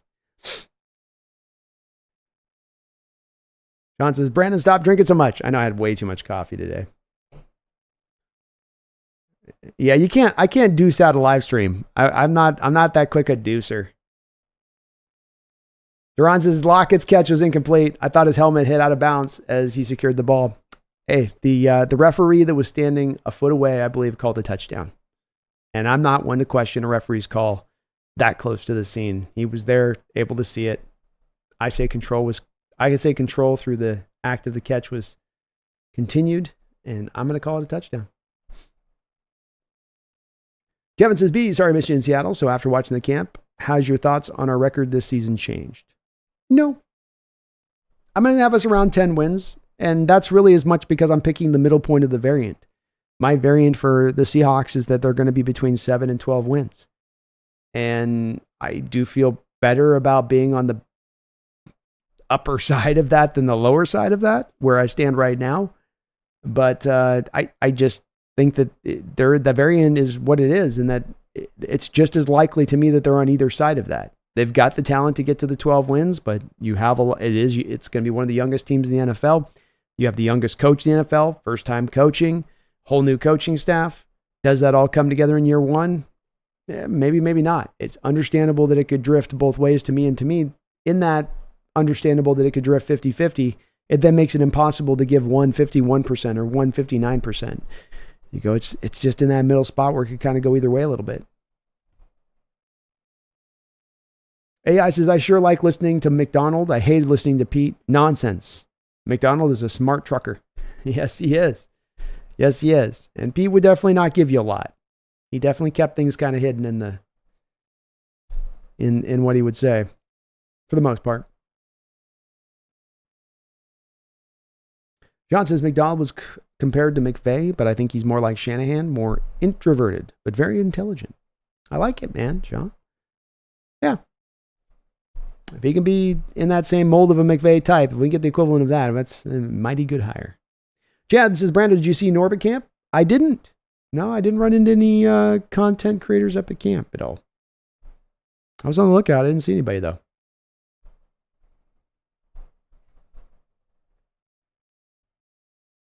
JL says, Lonesome Dove's a good one. Watched it a couple months ago. It's classic, man. Classic. It's one of the great Western stories ever. Can't be a movie with Duvall and Tommy Lee Jones. There's a big cast, too, but those guys at the forefront. Carlos says, Pumpkin obviously loves Thundercats. Of course she does. Goes without saying. Mark Sanchez says, Chubb's injury was bad. It was unfortunate to see. Also, Marcus Lattimore, both I wanted to see in a Hawks uniform. Yeah, Chubb, if he doesn't have that injury mark, to your point, is a Seahawk even over Rashaad Penny? Because I think Rashaad Penny was picked in large part because of the presence of Gurley. And that I think the Seahawks looked at Penny's tape and they were like, there's echoes here of Todd Gurley's tape, and he is slaying us right now. Whereas with Chubb, you had a guy that came from that Marshawn Lynch mode. You know, those guys that you had drafted or looked at to bring in-house here, from the Marshawn to the Thomas Rawls type, to Eddie Lacy that you brought in, to the Chris Carson. You could have kept that lineage going with a Chubb. And I love Chubb's tape. I thought he was going to be a very good back. But that injury thing, I agree with you, was the thing that you know, pulled it out from happening and, you know, allowed it to occur. Lattimore would have been interesting. I do sometimes wonder with him, Mark, on some of his ability to run man and stuff, though, if we would have used him as well on that. I mean, he's a good player coming out, no doubt about that. But, you know, with our penchant of running such a heavy amount of zone, would he have been as good just to purely in that role of things? Certainly would have been better than what we had. I'll take your point on that. Got a couple donations. Ski Nation, thank you for the $5 donation. I really appreciate Ski. If I hear any more highlighter green slander, I promise you all, I will sit here in my room and disagree heavily. Don't test me. Oh, let me say it like, let me get this out. That doesn't have the right gravitas. Hold on.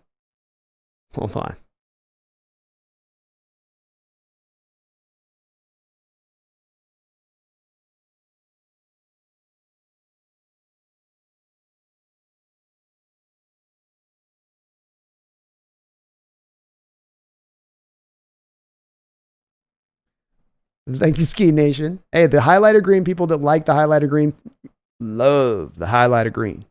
I will say that. You have a passionate highlighter green fan base out there. I can't deny that. There may not be many of you, but you're raising your almost blindingly green torch to the sky in front of us. And I can't even see. I have to almost look away. It's so bright. Yeah, it's too bright. It's too bright. I know. Bright. It's bright. Yeah. Way too bright. And offense was dominant until day one of the pads. Then the offense was dominant. Then the next day was back and forth with offense edging out the day. DK and Woolen get into a brief scuffle. Bradford putting Byron in the ground only for him to respond back at Brad for the next rep. Could you ask for a better training camp? Hey, that's what you want ideally, right? Give me some back and forth. Give me the intensity. Give me right up to that line. A little scuffling's good. You don't want fists. We don't want the Frank Clark moment of Clark come running up to Jermaine Ifedi and throwing the punch when Jermaine's like, yeah, that's why I was like, I'm going to come inside on the thing and just oh, Frank, why? You don't want those kind of moments. A little scuffle, a little pushing back and forth, a little talking trash, back and forth. I like it too, man. That's the vibe I think you want from training camp. King Bomber says, I wonder if Lucas starts the season on the IR. Probably. He's going to have to come back pretty quickly if he's going to be ready for week 1. I would say probably within the next. If he's not back by August 10th, then that's looking like very much the case. And we did have some Haynes at left guard today. That's true. Yes, sir.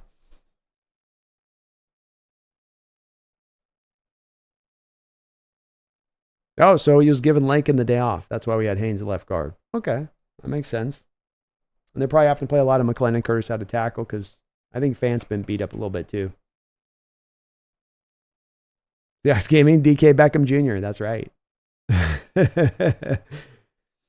Kelly says, hey, B, did you see Kenny Mack signing autographs? He's always so friendly, as you heard me saying last year. I believe he was down there signing, Kelly. I'm not a big autograph guy, and I wanted to get a quick wrap up of practice film, Kelly, before the buses started heading out. So I had kind of that little window open to kind of just go and, shoot some quick video. So I didn't have a really chance to look too closely and see if they did. But they seemed like everybody was doing a pretty good job of staying out there and signing and giving the kids the autographs and stuff.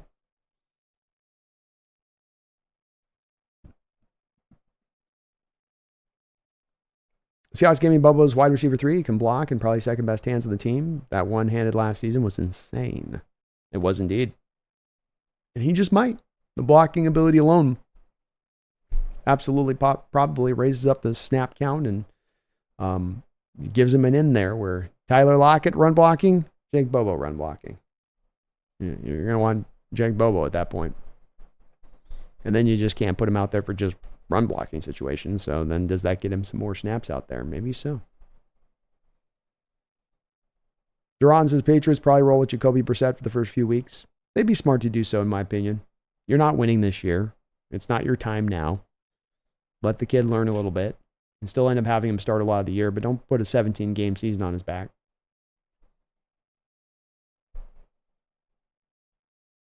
Being more Seahawks, Mike McDonald's philosophy was on game management. Start fast, close out, and extend the lead in the middle. I love it. I love it. It's a bit of the inverse of Coach Carroll there, isn't it? Feed me more Seahawks. You know, he's saying, yeah, we can win in the first quarter. We get out far enough. And I tend to agree with that. I think that you really should, in a lot of ways, seek to do this in the NFL because there's so many times you do see in the way that these games play out of a team that can get out in front of another team and how much pressure that then puts on the team trying to come from behind throughout the whole game, how much that changes your game plan, how much you then expend all that energy just to get yourself back up close to them, and then you're kind of shot by down the stretch, where that team can then break your back deep in the third quarter because the time of possession's been in their favor. And now they finally got you tired and wore out, despite the fact maybe your offense is starting to find some footing on the other side of it. And so I like this approach if this is where he's going to come from at it, being get after him, score out the gate, be aggressive out the gate. Don't have it, well, we're going to be in kind of a feel-out period for the first 2 quarters. We don't want to show him too much with it. You know, get after it now. Why wait? Brian says, Bobo with the 20 career catches doesn't make the top 3 on this team. Just that situation we're talking about a little bit with Brian, with just if you're in 3 wide receiver sets and he's able to be really that much more of a difference maker blocker on the outside versus Lockett, does the team look at it as there's the difference making in what they bring as receivers as much? We'll learn. We'll learn about this. But I do think it provides him a bit of an inroad there to get more snaps even than what he got last year because of the fact that he is so good at that part of it. And he is done with what you've asked him to do with as far as a pass catcher goes. He wasn't given a tremendous amount of opportunities last year, but those opportunities he was given, he made the most of. Duran says, should we be expecting more out of Draymond Jones? He's the second highest paid defensive lineman on the team. He's got a hamstring injury, Duran. So he just went down on my first day of practice there. He went down to a hamstring injury. He hasn't been back out there playing so far. In regards to last year, we got to remember that he had to kind of take one for the team a little bit here and play to the outside when he's an inside guy really at the forefront. He's going to be doing more 50-50 stuff this year, but if you're asking Draymond Jones to play 50-50 of his snaps to the outside, you're going to probably have a less overall, at least statistical, productive Draymond than what he was with Denver because you're putting him into a different role. I make big plays. What's up, Brandon? Hope you're having a hell of a day, man. Glad I could actually catch the stream live for once. I'm glad to have you live in the house, man. I'm having a good day. We had some technical difficulties earlier, but we've overcome. We have overcome. Chris says it's a very small group of green lovers laughing out loud. It's small, but they're vibrant. They're very vibrant. Rand says, I love the highlighter green. I like the wolf grays more, though. Yeah, see, I'm more a throwback wolf gray guy. Yeah. Ski Nation, the highlighter green is a kamikaze tactic. It blinds you. What do you think it does to the whiners? DK always seems to go off in the highlighters, though. I will say that. Duran says, if you could go back to 2018, would you draft Saquon or Chubb? Well, I would have taken Chubb because you would have had to have gotten Saquon went top 5 in that draft. Chubb went into the second round. I wouldn't have wanted to take Chubb. This is where I do agree with the analytic people. I'm not completely extreme on the other side of it of saying, oh, the running backs have been completely devalued to an insane level I go, no. I get the whole don't get him in the first round and the cost that's associated with him and taking him and that and the risk, and I get that. But when you get into the second round, that's where my opinion starts to sway into a different place.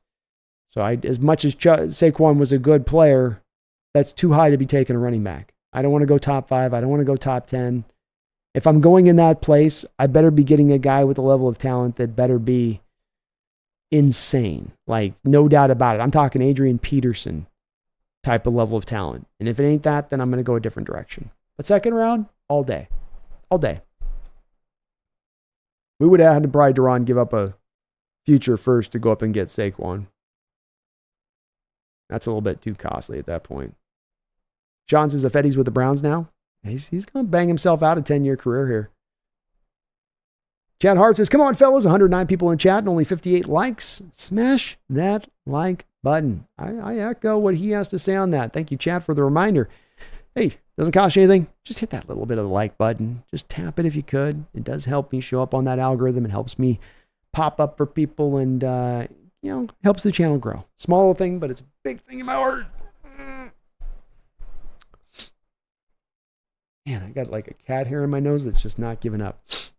Randall McDaniel, thank you for the $20 donation. Man, very, very kind of you, Randall. Thank you so much for that donation. And it is very good to see you in the house, brother. He says, sounds like camp is going awesome. Mike Mack making it his own. Players buying in. Nice back and forth with offense and defense. Our best players are playing like the best players. DK, Geno, Spoon. I think the belts are a cool idea too. Yeah, the daily belt of who in practice has won the day of practice and who's really shown out, and then you celebrate that. And yeah, I think that's a great thing when you do that. And you're right, those guys are playing very well. I think with Spoon especially now, that's the kind of guy that really, once the pads come on, this is a guy that you're going to see really rise up. I mean, that's when he's at his best, is when there's pads on. So he's really going to show out here. I'd add Tariq Woolen to that case too, Randy, as he's played really good, I think, through the first part of this.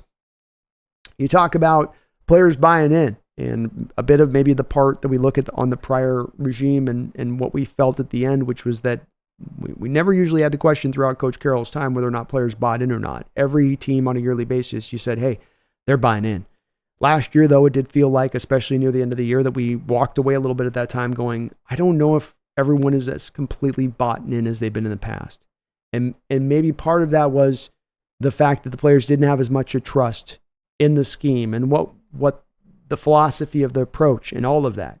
And as you say, something that stands out about the players buying in the way they talk about Mike Macdonald is, I don't know if I've heard one player who's not talked about Macdonald and mentioned in some way or another of how smart he is. How smart he is not only in his understanding of the game and being a kind of a step ahead on things, but also in his ability to communicate that to players. To not just be the egghead who can speak in all of the terminology and the players just look at you with a 1,000-yard stare and they don't understand anything of what you're saying, but you're super smart.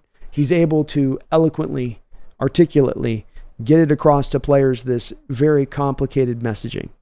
And the players are responding to that, and that's part of, I think, the buy-in you get with the players, as we talked about last year with this being that you can't fade the funk with the players. You can't pull the rug, you can't pull the wool over their eyes. Meaning that if you're in a bad scheme or you're in a bad system that's not working, do we think that the players are really tricked by that, or they're uncertain by that? Or do we think that they're not very keenly aware of the fact that the scheme's not working? The system doesn't work. I can be over here busting my butt, doing everything possible, and there's still going to be holes within how we play this. And then that's how you then get to a lack of buy-in. That's how you get people buying out. And I think you're right about this. It's a well spotted on your part, Randall. You get the inverse of this now. This guy's smart. What he says is true when I'm watching on the field and how it's playing out. He's going to put me in the best position to succeed. I'm going to listen to every word that guy's going to tell me. And you can't just have these players be expected to be automatons where they just sort of, okay, I do. They're smart guys too. They're going to be able to understand whether or not something's real or not, or whether or not something's going to work or not in theory or practice as well before they get on that football field. And so I think that's something that he absolutely has been able to get across to these guys. And it is great to see. It does feel like he is a bit of the real deal there on that side of it. And yeah, best players playing well, man. including Geno Randall, who was just very impressive watching him in person. Very impressive watching him go about his business. Thank you, though, man. I appreciate the $20 donation. Gosh, I got a cat here in my nose, I swear, and I can't get it. Like I'm grabbing it, but still like just like tickling my nose like this. I don't know what it is. I know what it is, kitty. Championship belt's cool, though, man. And we got Charles Cross won it today, Randall. He got it in tow today. Yalin, thank you for the $5 donation. Says, woohoo, training camp. Are you going to be at the Saturday mock game? And thank you for the $5, Yalin. I did the 2 days out west. I happened to travel from California. I got to travel from California to go to Seattle, to go to Renton. So I was only able to do just a couple days in and out this year. Maybe next year I'll be able to kind of elongate it out a bit and do a little bit longer and even finish up with, like you say, the mock game. I'd love to do a little bit longer even next year because it was just great even just doing the 2 days. So the goal will be hopefully to oh my goodness, the allergies are kicking in today. Sorry, one sec, folks.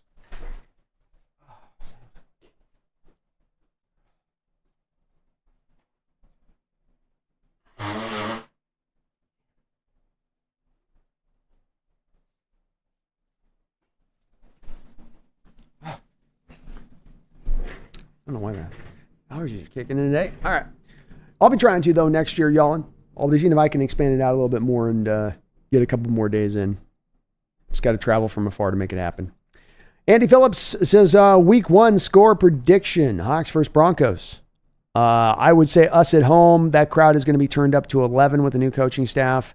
They are going to be jazzed to the nines. I would say that the Seahawks win this one pretty comfortably, actually. So I would go... I'm going to go 27-13 Seahawks in the opener, Andy. Something like that. I think we get it by at least a 10-point win. I think Peyton's dead set on having Nick start hell or high water, and we're going to get the benefits of a rookie quarterback going up against Mike McDonald's scheme, and I don't think that's going to be a pretty picture there to start out your career. I would not want to be a rookie going up against Mike McDonald's scheme week 1. That's like, can we just start out with a little bit like, can I get Quinn's defense? Can we do Quinn week 1 maybe? Washington? Something like that? A little light reading. L2U, that's a hell of a username you got, brother. I'll just go LT. LT says, how good do you think Rick Woolen will be this year? I think that Rick Woolen, or who I've called in my Old Man Ways Today stream, Rick Woolen, Rick Woolen will be really good this year. I think that he wasn't bad last year. A little guy that gets a bit of a narrative attached to him, a little bit like Charles Cross, where some people talk about him and you would have thought that he fell off the face of the planet last season. He's got a particular thing that he needs to work on, tackling. And not just tackling, but in the whole act of tackling. The willingness to get off blocks, the willingness to be technically sound as a tackler, the willingness to put your nose in there and get dirty to make the tackle and make it happen. All of that has to work together to make that go with this guy on that side of his game, to allow him to raise to the upside of a player that he has as a potential. Because as a cover guy, there's no doubt about it. Last year, LT, he was the best man cover corner as far as how he was graded by PFF in all of football. He's going to play a lot more of those snaps this year. So you would think with that, he'll be that even much more better this year, especially in coverage in those moments playing from that position. But he's just got to get the tackling if he wants to ascend to become a player that can be like an all-pro player, who can be to kind of that stardom that he sort of promised a little bit in that first year. One sec, folks.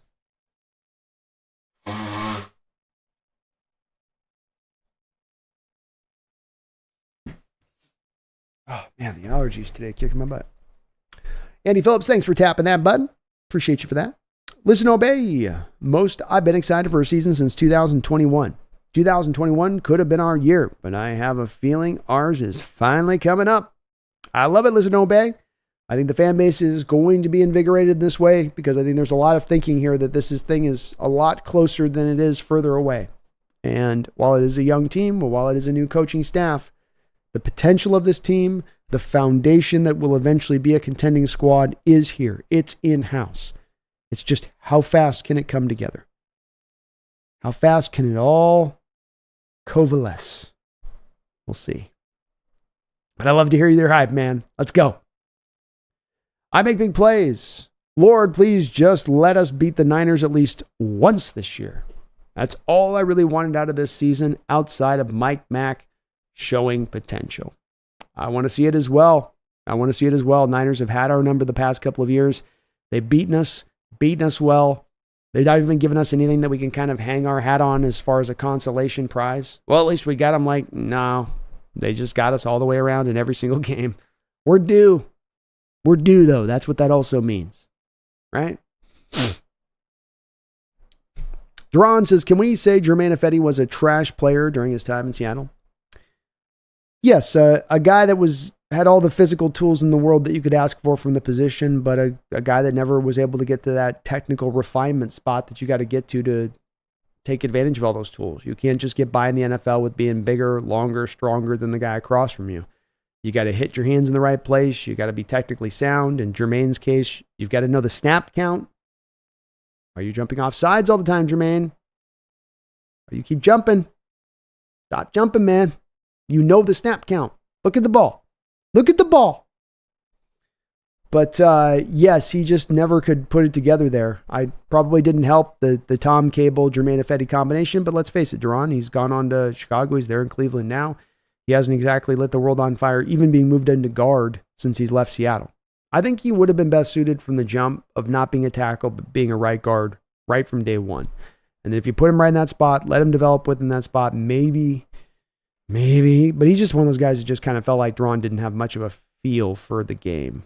Just not all the physical tools, but not much just feel for it. John says,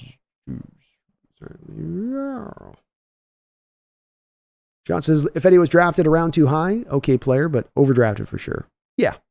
There was that time when that was the run on those offensive linemen at that time, and it was during a segment of the drafts where teams were really overdrafting on tackles, especially because it was just such an order of priority for teams, especially us at that time, that once you had some of the guys moved on from those LOB teams like Giacomini and Okung, you had really struggled to kind of fill in both of those two areas, both of those two tackle spots. Rampazzi says, how does USA Today have Mike Mack ranked as the 10th worst coach in the NFL without a single game? Sure, clickbait, right?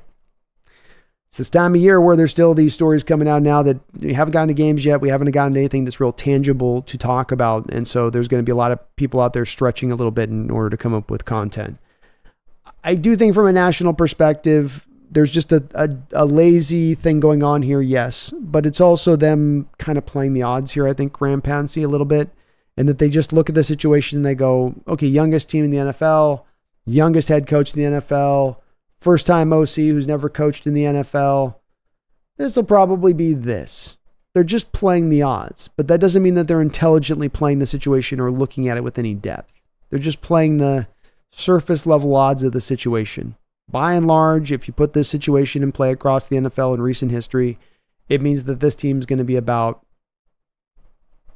20th in the sport. So let's put them there. That's what I would think.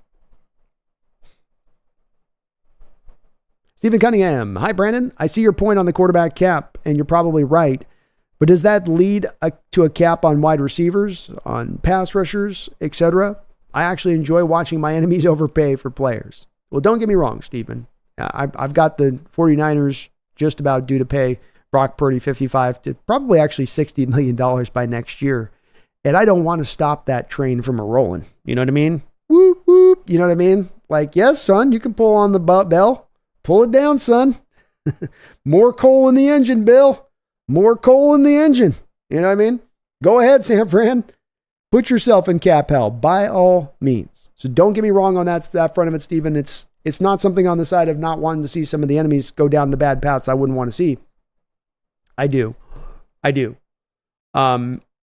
But I don't think that it affects the other players in that way, or I guess I should say that it doesn't affect to me the receiver. And this is that part that I think that you bring up as a good point on this, Stephen, which is in a bit of the question, not directly, but it's kind of baked within your question, which is the unforeseen, effect, cause and effect, where this thing goes in and we think that the intention is going to be this happens and then something else happens that we didn't think was the intention. Meaning to your question, you cap the quarterbacks, and then we could end up finding that all of that extra quarterback money saved over, where ideally we think, okay, now the running backs will finally be paid.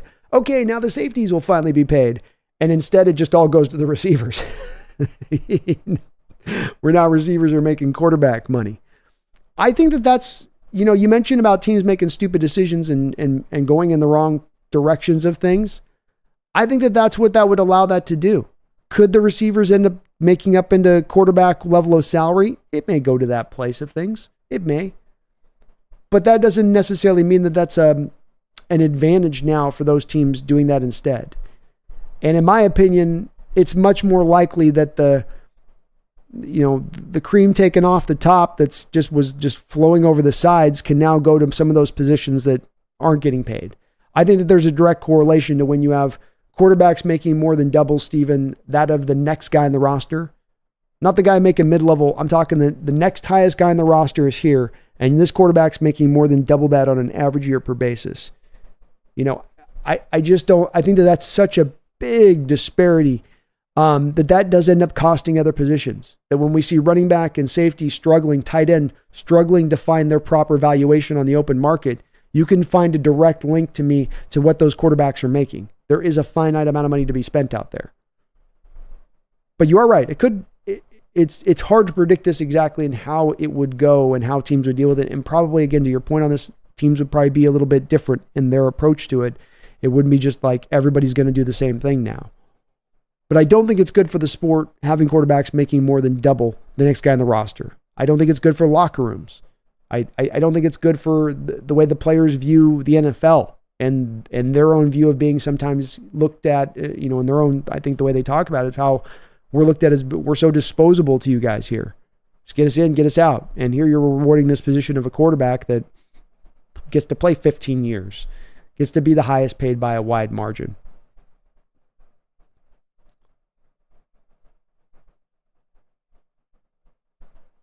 Randall McDaniel, thank you for the $2 donation. Randall, man, I appreciate for all the support, brother. Very kind of you, man. Says Mac quickly improved with media and pressers. He's good.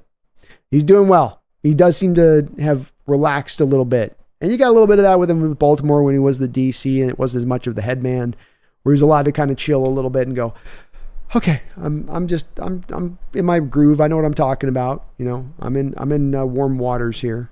But he does seem a little bit more at ease than maybe initially where it was a little bit more tension. Bless you too, Sean. Oh, thank you, Sean, for blessing me on that. Little Dallas Cowboy. We don't talk like Terminator in California, Brandon. Great show as always. Thank you, man. Appreciate you.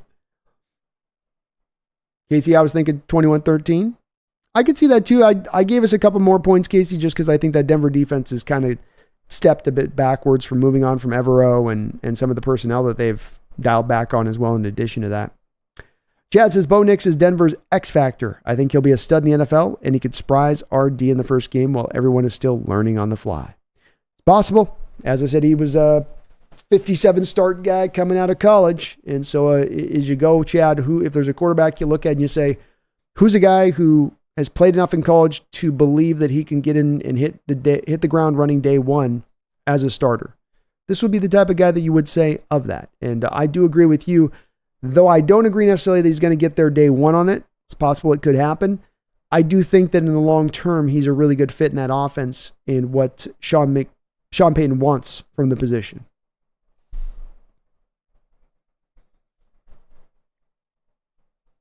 Dron says, I want to see Woolen turn into a shutdown corner. Yeah, me too as well. He kind of is very close to being already that right now, even what he was from last year with that. Very close on that as it is, especially because I think that he's going to play so much more man Duran this year than he has ever before, which will be in his wheelhouse more so than playing zone, though he has the fluidity to play both, obviously. But he's got it in him, man. He's got it in him. And they're going to let him travel now, Duran. We never got to see that ever in the Carroll era, and we're going to get to see that now. Sweetie says, feel like I just got judged by Pumpkin's direct stare. She does that sometimes, man. She's very judgy. Randall with another $2 donation. Man, brother, I appreciate you for all those. Murphy turned it on with the pads on, bullied in Harris. He's had a couple of wins and one-on-ones with the pads on, that's for sure. And you can feel, saw a cut up today of him in the drill, just running that kind of arc drill that they run where the defensive tackles will run around the circle, Randall, and they're trying to get the bend as tight as they can around that circle. And you could see a real distinct difference between the way he ran it versus any other defensive tackle he had on the roster trying to run that same drill. Very, very impressive. And I tried to watch him a little bit in my days of practice. So he had one play where I thought he could have been back there and had a near sack. It was kind of hard to say for sure. Everything kind of became real congested inside there. But he was impressive. He was impressive. Just you can see him from the leverage side of it, how he wins. He's very thickly built. The first step quickness is definitely there with him. And it's going to be fun to watch him in preseason, Randall. He's going to get probably a lot of run.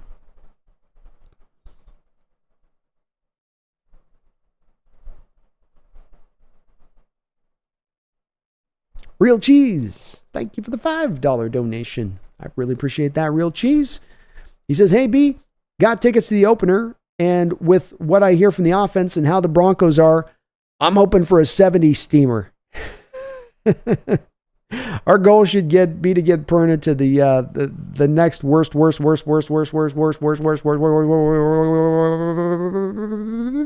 worst game ever. Got to get him to another one of those. And yeah, it sounds like things are a little bit rough right now out in Broncos training camp. It has not been a smooth sailing. This is a little bit to me of an expected thing here where you've decided to take your real hit with Russell this year and suffer the pain of that. You're going to go with the young quarterback. And it does seem like Peyton is really drawn to want to have this kid start one way or the other. And I don't mean that in a bad way, just in that he's going to take the lumps if that's what he's got to take. He wants this kid starting. He wants to get him that process going with him so he can get this thing, theoretically, I'm sure, turned around that much faster. But this has also come right along with the defense being kind of pulled apart. Justin Simmons is no longer there. Feels like they pulled a lot of that defensive line over the past couple of years away from what it was a few years ago where it was really strong. It just doesn't feel quite the same kind of group it once was. That's how they had 70 points, like you say, hung on them last year, is that it's just not the same defensive Evero there. And I do believe that Peyton kind of went in there and broke something that was working because he had to want his own defense and his defense run the way he wanted it. He was going to break one of the best defenses in the NFL. Silly. Very silly.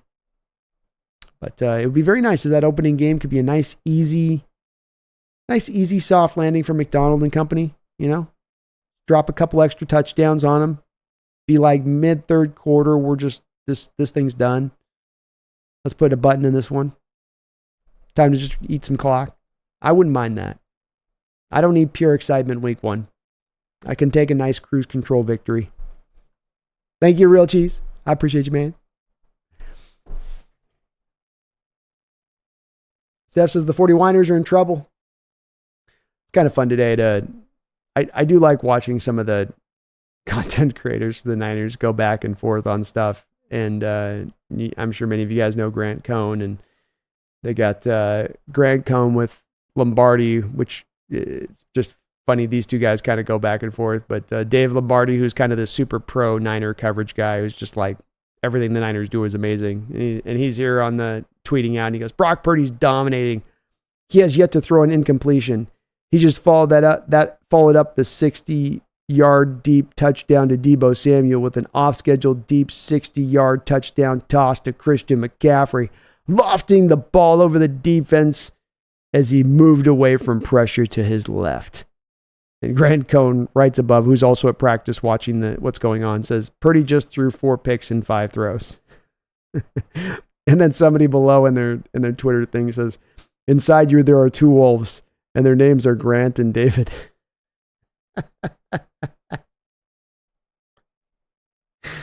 But yeah, Niners haven't had, speaking of not having the most smoothest of training camps going down so far, it has not been easy waters there so far with what they have going on. Currently, Trent Williams still holding out. Don't know where they're going to go with Brandon Ayuk still. It's all wild there right now a little bit. They do have a history of having this stuff look kind of not great as we go into it, and then it sort of settles down as we get closer to the season. See if Shanahan can get his magical touch in place there. Even more Seahawks, I think Kyle Shanahan is a smart enough coach to mitigate the destruction from a Mike McDonald defense that destroyed him last season. Yeah, he's a good head coach. He's a very smart offensive mind. And I think this is more about you're able to have a bit more of a back and forth in the chess match as opposed to you walk in every week playing against the Shanahan guy and you've got checkers and he's got a chessboard. And that's no longer going to be that. So it's less about McDonald coming in there and dominating. That'd be hopeful. I'd love to see it if it happened, but it becomes more about him coming in and being able to give as good as he gets and less about just a pure lopsided domination on that side of it. Misfit Giants week 5. That'll be a hell of a game. Hell of a game. Randall McDaniel, thank you for the $2 donation. He says, here they do one-on-ones with the whole team watching. Watch. It's good that they do that. You want them to take that drill as seriously as ever because you get so few reps to do that type of stuff. In pads, go as hard as you can. This is you've got to be scientific in your application and approach of when you put those out there, Randall, because the CBA has removed so much of it from the practice. And so, hey, how'd you do that? You get your peers watching. You get your peers paying attention to every rep. I think Carroll did a good job with this too, Randall, where you do a lot of the playing the highlights before practice in the team meetings and stuff to get people in that kind of mode as well, to make sure that everybody's watching. If you are lollygagging or you didn't give it all in your rep, it's going to be on bright display. That's cool. I like it, man. That feels like a Harbaugh thing that comes from Randall. Duran says, I was kind of disappointed to see the DK didn't try out for the Olympics this year. I'm sure he's supremely focused on football though. Yeah, it's always going to be hard for a guy that's 235, 240 versus those guys weighing 190 pounds. If he was able to drop that much weight, maybe he could really compete with them on that, but he'd have to drop that much weight to probably truly give them a run for their money. Misfit says, even worse for Canales, 8th worst or something. Laugh my ass off. Definitely lazy articles on their part, Misfit. Randall, thank you for the $2 donation. Says Cross looks strong, has an edge to him in the interview. Cross does look strong. Looks like he's added that good weight that you'd hope would come about after a couple of years in an NFL weight program where you're just concentrating on getting yourself bigger, stronger, faster. This is the year where it just feels like things are sliding into a real nice place. Last year, the turf toe happening in week 1. You knew the second that happened, he was never really going to be at 100% last year. Still, I think, held the line pretty well overall in the time that he did play when he got back from the turf toe. But the kid is tremendously talented. And I don't think that he's a Hall of Fame talent or generational talent or in that role, but he's a guy that can be a top 4, top 5 tackle in this sport. And that would be mighty fine with what we're building on the rest of the offensive line. That would be sufficient, Randall. And I think that he can supply it. But I see the same thing from him. He looks locked in. He looks ready to go. This is a year, Randall, where if he comes in and he shows out, if he comes in and can have a Pro Bowl level of type season this year, he's in line to get that big monster contract. So there's a lot on the line this year for Charles to come out. There's a lot of reason for Charles to come out and be at his best this year. Misfit says, even an above average Cross for a full season will have me on tilt. Me as well. That'd be great to see.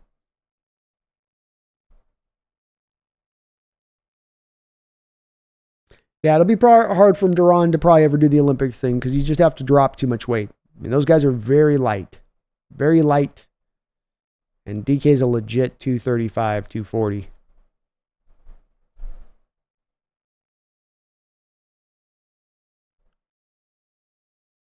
Yalin says the national media ties the success of the Seahawks to the narrative of the ceiling of Geno and acts like the lack of talent is what holds the team to below 500.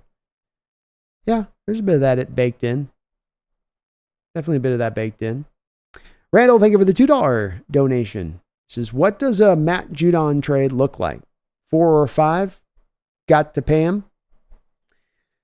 Yeah, let's check really quickly because there is of course, there's some issue going on right now. Not of course, sorry, people aren't aware of this, but there is some kind of issues going on right now between Judon and the new Patriots management there a little bit. I'm trying to find the deal here. I hate over the cap, man, but you got to use their site now. There it is. So Judon's carrying a $14 million cap hit. They're going to have to eat $10 million of dead money. Well, so he's at 6. He's got a 6.5 base, but the signing bonus would make it sticky with bringing him here.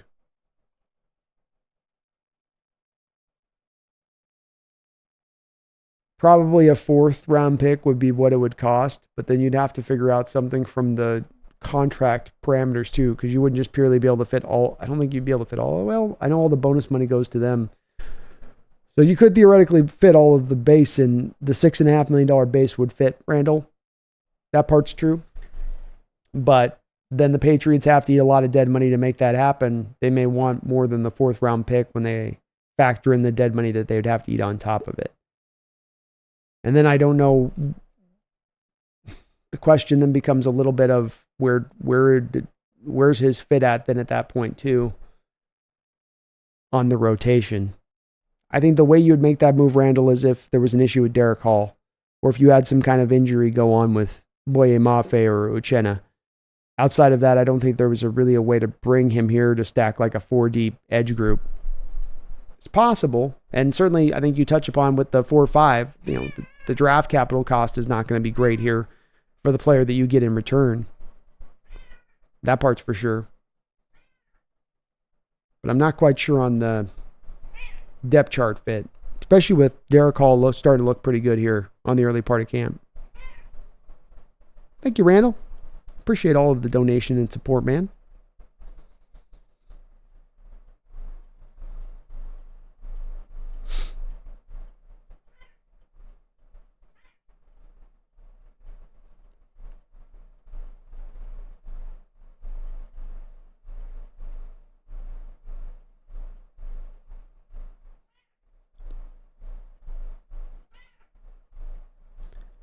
But boy, are we hoping for the Lions 2022-2023 season where we see a huge turnaround or maybe even a little more?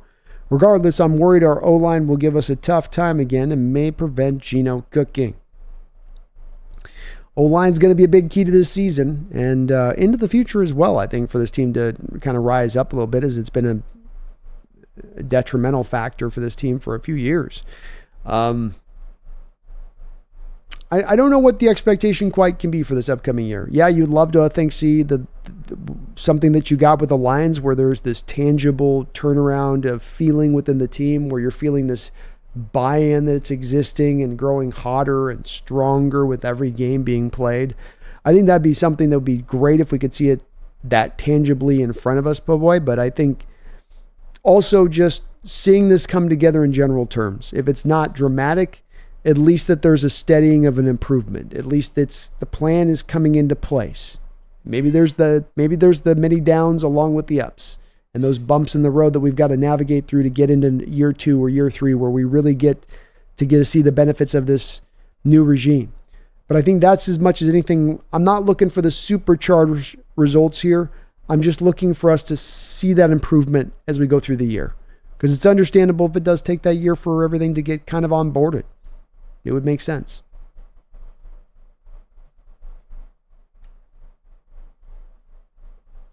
And yeah, Duran, it's early to make any assessments on any of these quarterbacks in camps.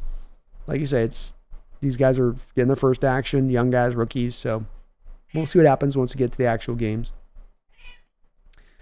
Chad says, I'm not sure if you checked the depth chart like a crack addict during training camp, but I do, and there are some interesting daily shifts going on. Yesterday, Bobo was second behind Tyler, which I thought was weird, and today he's behind DK, shifting with Chenault. Yeah, some of this could be low bounce. It's kind of hard to know what the reasoning is why they're floating like what they're floating. When I was there at training camp for a couple of days, Chad, they had Tyler playing very little amount. Does that have to do with depth chart, or is that just load management on Tyler to not wear him out? I'm not sure one way or the other on that one. But I think that they're just kind of floating guys through on that. I don't think it's an indicator of necessarily playtime.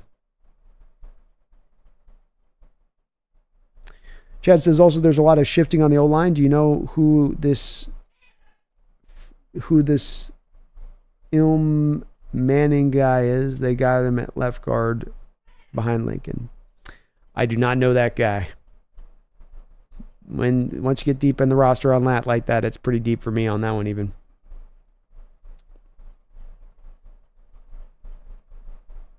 Kevin O'Connell and Sean Payton ain't as great as he thinks.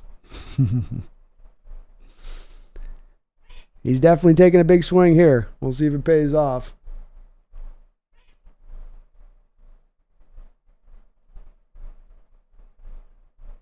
Duran says 2022 Broncos defense was top 5. 2023 they took a step back. Wondering how they'll play this year. Many young players developing. They've got some guys in there. I just think that they don't necessarily have the same. They have a different scheme now than they once had, and they've turned out a lot of that talent that was part of the talent that made that really work. They still got the corner out there, Patrick Surtain, but no more Chubbs, no more Von Millers, no more Shelby Harrises, no more Draymond Jones. They've had linebackers move on. No more Justin Simmons. It's really is a different defense in how it's been put together, and it might work. It might be good. But it does seem like it's a question mark as it looks to me at least, walking into the season. Yalin says, hey, Brandon, are the 49ers going through the 2016 Seahawks arc where older players start to buy out and lose that hunger, holding out for more money? Maybe a little bit. I think it's, with each, it's a little bit. I guess there's two guys that are in a different place than, let's say, the one other guy. So, I don't think that all of the situations with the Niners and their contract situations all delve out of the same place, being that these are older guys who are less hungry. Brandon Ayuk has never gotten paid. Brandon Ayuk is holding out, and he's a year removed from when he should have already been paid. He already should have been given that contract. I know we're going to probably go deep tonight, so let me get a little more coffee because I can feel myself kind of having a little bit of a lurch here. I need a little bit more. I'll be back.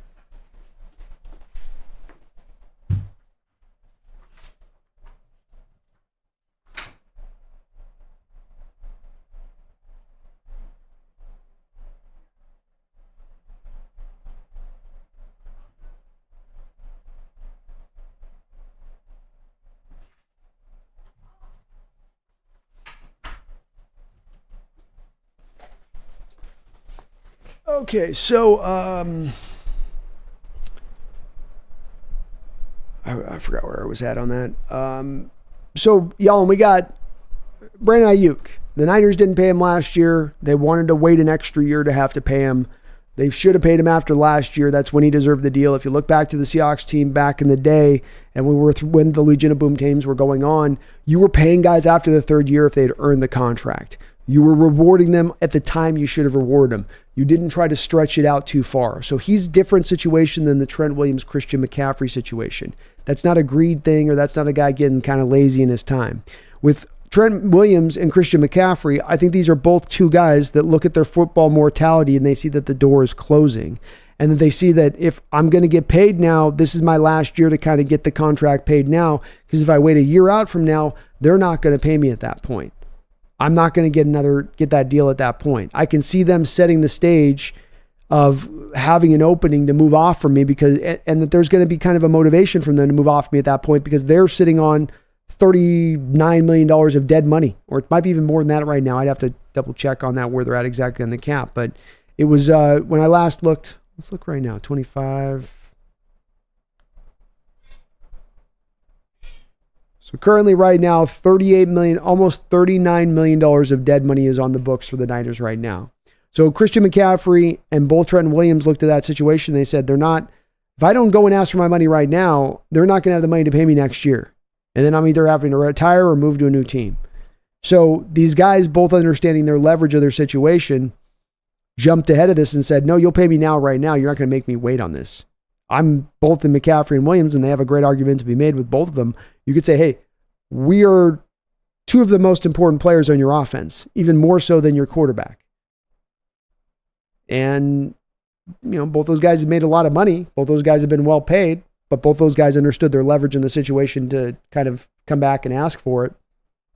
I don't know if that's them quite in that spot. I mean, I'll give you yell, and it's got kind of shades a little bit of maybe being, like I just said, you guys have already been paid. If you guys were in kind of that Super Bowl window and you were understanding that Brandon Ayuk's trying to be paid, and you know that the team is doing everything they can to stretch every last coin they can and dig out every last quarter they can from the couch cushion to pay Brandon Ayuk, then maybe you shouldn't be coming in now and asking for more money now, when then they're going to have to pull even more money out from the future to make that happen.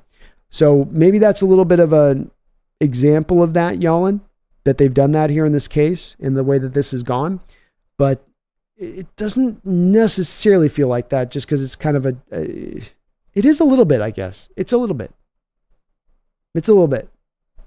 I can't say that there's not something to it. Trent especially, because Trent just got paid that big market-setting deal by the Niners like a couple of years ago. It's not like they've been going cheap on him.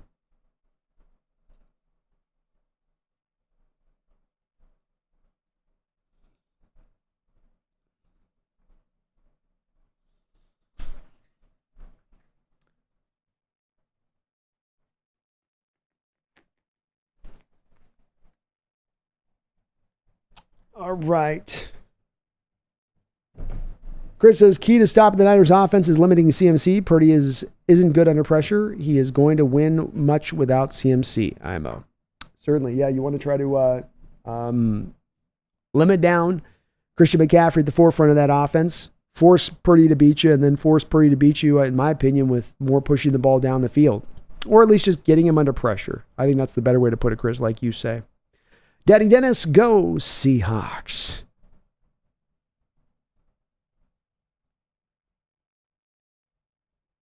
Herb says, this is excellent. We got a show. Yep, sorry about earlier, folks. If you were tuning in earlier, I had some new technical difficulties with my streaming software, so I've got to figure out what the hell's going on with that. Chris says, if you wanted Judon, you could maybe package Stone and Jackson. Though we think both are worth more than a fourth. You could. There's some flexibility here from Schneider's standpoint if he wants to go at it in that way. And if you did add Juden, if you got Juden and you're moving off of Taylor at that part, and you've got Derek Hall, Judon, and Uchenna Nwosu and Boye Mafe, much like I would say with the 4 wide receiver set that we rock out, saying, I don't think that there's another 4 wide receiver group in football that is as strong as these 4 wide receivers. Show me a collective group that is as strong as those 4 edges right there if you're able to go make that move. And you're right, maybe you can get this done with a player, Chris. Certainly you'd think the Patriots would be mighty interested in continuing to help out that offensive line a little bit, like Stone could maybe help them if they're to a guy like this with Judon who's not going to fit there with, Jared Mayo, the new head coach here in the long-term future. It certainly is possible the way that could go. There's some room for creativity here. I do think John's trying to sit on those picks too. I don't think that he's very eager to move much of his future draft capital as it stands right now.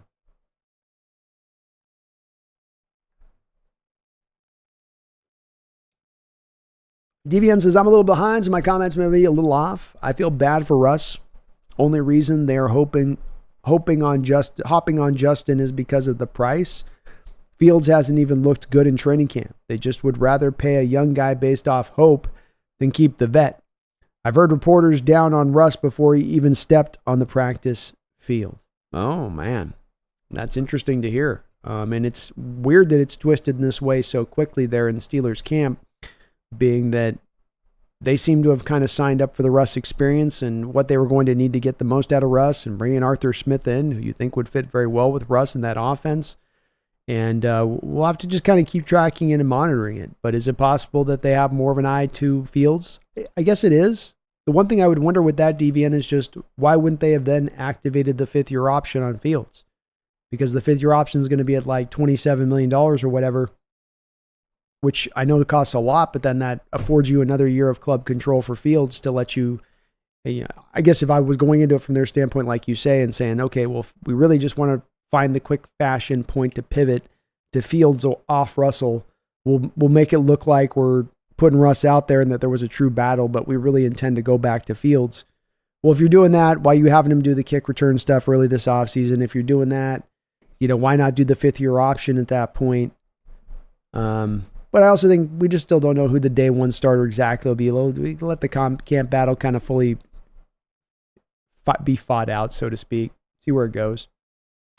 Rashaad says, Hawks Nest, glad to meet at the meetup. Sorry to leave early. I worked that day and my back was sore. Still wanted to meet you, though. It was great meeting you too, man. And I understand. I knew some people would be able to hang for shorter times, and others, it's just great to have folks hopping out and just being able to meet people and say, what's up, man? So it was just great on that side of it. I had a good time, and we'll do it again. We'll do it again with a little bit more, forecasting out a little bit further, not so much short term, right on the fly kind of thing.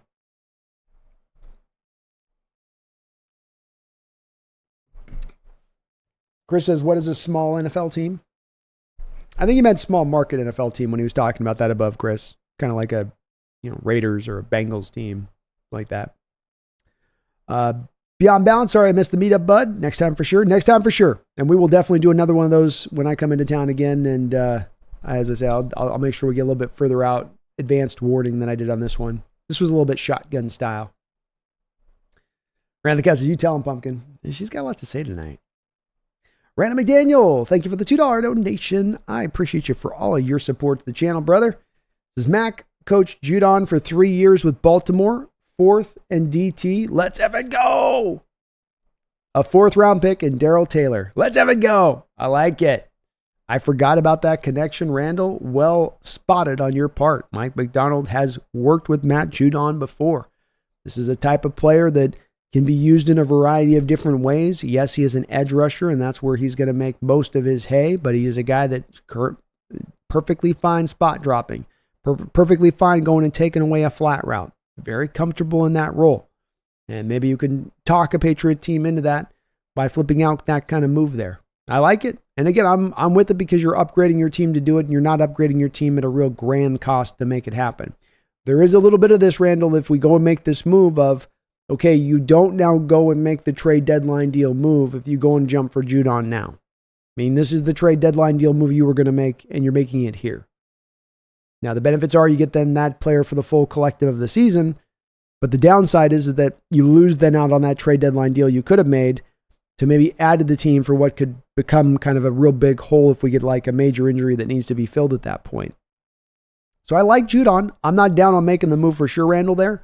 But that might be the one counterbalance to it for me, which might have me on a hitting the no button to it, being that I really want that flexibility around week 7 or 8 to look at the roster, see what we have, see what we could use, see where we could really improve, and having kind of every option available to us at that time. But I wouldn't be mad at it. I wouldn't be mad at it at all, brother. Beyond Balance, welcome to the Hawks Nest Ring of Honor. And we will be doing this Saturday. I've posted it up on the community board for patrons and members of the channel. I will be doing a call-in show on Saturday at 5 o'clock Pacific Standard Time. So please do call into the channel or join me in on the channel if you guys happen to not be doing too much crazy stuff this summer on this Saturday. Would love to have my members or patrons in. Please do join me there. Thank you, though, Beyond Balance, for joining on up. Yalin says, speaking of acquiring players, what do you think the holdup is with Connor Williams, and when would we expect to see him? When we expect to see him sign into the preseason? Another spot where it's definitely some heavy amount of guessing. It's probably one of these things, but there are a couple of things that could be at play here, Yalin. When you typically have a player come into town, you usually have kind of a skeletal parameters of a deal in place of what the player is going to expect to ask for. Like, he's kind of going to the team, or his agent's going to the team, and they're saying, all right, we're going to come up to Seattle. He's ready to go. He's going to pass the physical. Just before we get this going, though, we don't have to hammer out the fine details of this, but what is about the money we're looking at here that you guys are going to be looking to spend or willing to spend on this? Well, we're willing to do bop-it-a-bop and bop-it-a-bop. And then that goes back to the player, the agent. He's like, okay, that's within about what we'd be willing to be at. He goes there. They check him out. He passes the clean bill of health. Now you can get a deal done pretty quickly. This has been kind of holding on for a little bit of time. So I would say that there's probably the holdup to me would be the injury thing, where maybe he's not fully back. Maybe the Seahawks have a little bit of hesitancy here, not in the willingness to give him the money that he wants, but in the willingness to say, we'll give you the money, but we want some assurances too that this knee thing's not going to come back up and be something that just cost us $4 million, $5 million, and it looks a little dodgy right now. It doesn't look at 100% right now. So we don't want to get clipped by something that we can kind of anticipate is something that's not likely to happen, but a good potentiality of happening. So that would be my guess as to what's holding it up there. Because it is a little bit odd, Yolan, that you get to the spot of him traveling and going to the team. There is that talk that usually happens between agent and organization before the player goes. Not to get the fight. It's not like you get every last bit of the deal done, but you just kind of go, okay, what are you guys asking for? It'll be a 2-year, $8 million. Okay, all right, we got that. Bring him on up.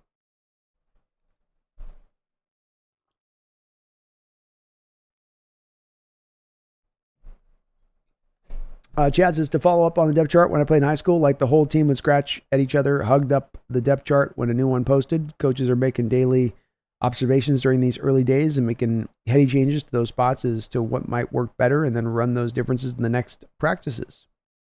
For sure. A lot of mixing and matching and trying new things out for the new coach, new personnel.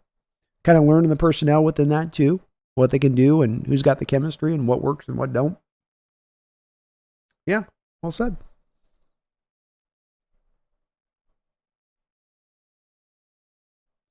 Chad Hart says, I can see the Seahawks winning our first 3 games. That being said, the Dolphins have 3 time zones. I know the Dolphins play their best game in September and October, except that's over 3,000 miles.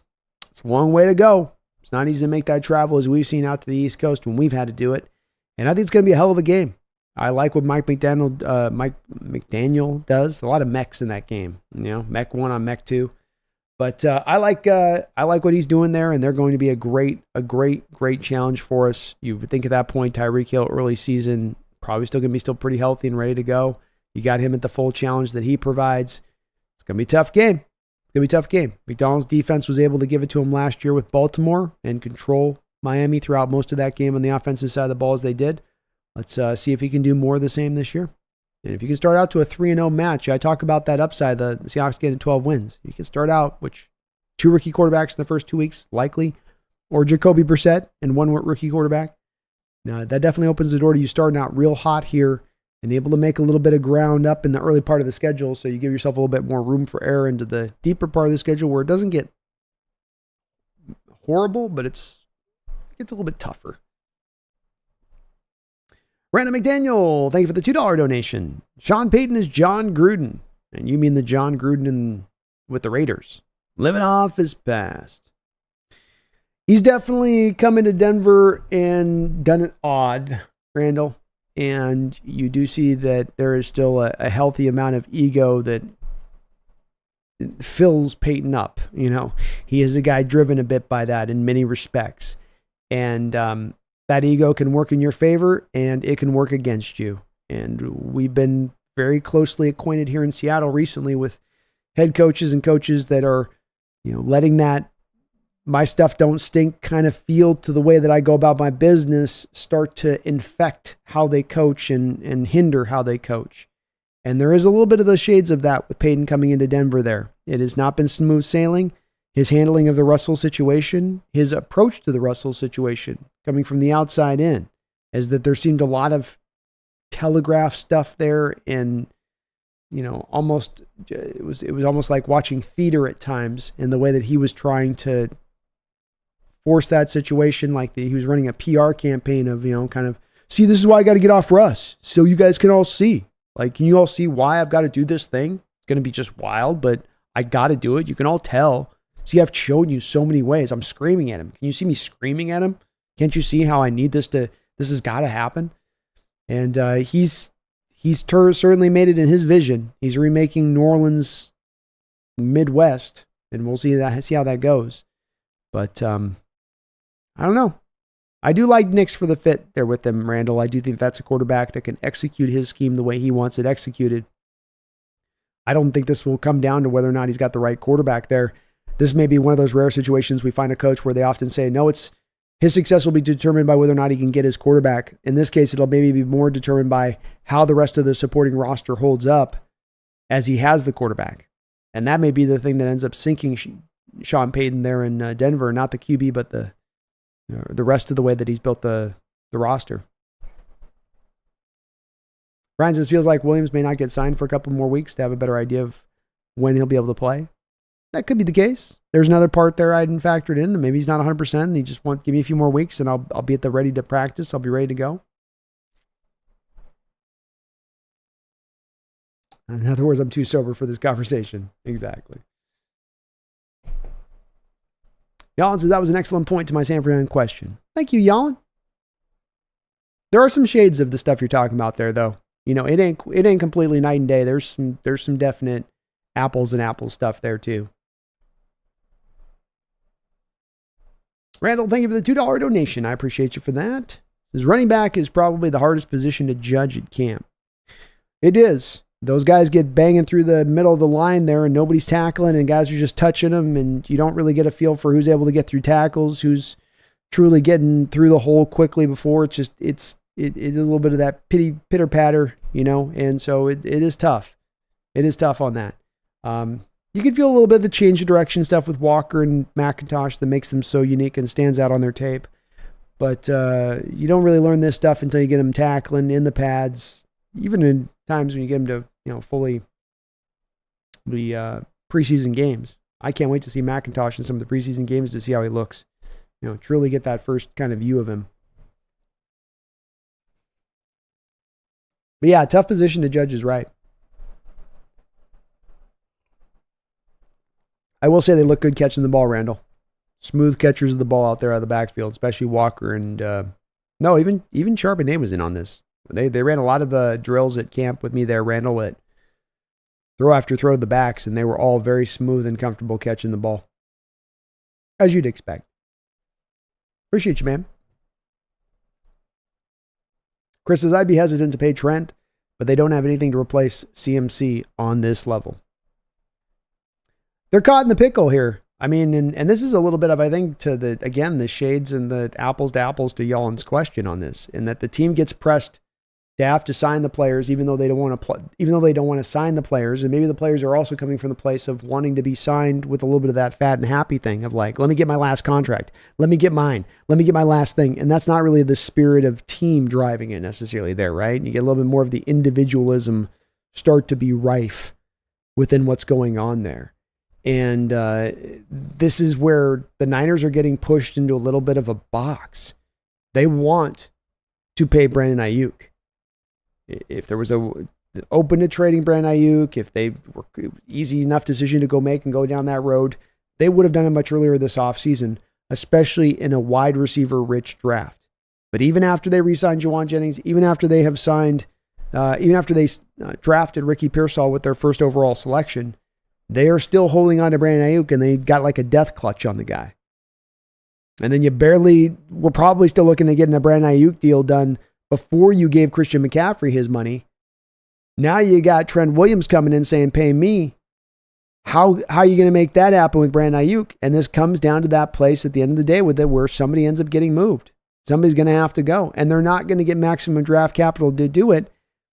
And they didn't want to do it. And it's part of the beauty for us in this is that their team gets weakened. The Niners make a bad decision not because they want to, but because they're forced to. And in their bad decision, it spells a little bit closer to them getting to kind of their doom to that Super Bowl window shutting completely up. Because I've said, if you move Brandon Ayuk, your Super Bowl window shuts this year. That's why they don't want to move him.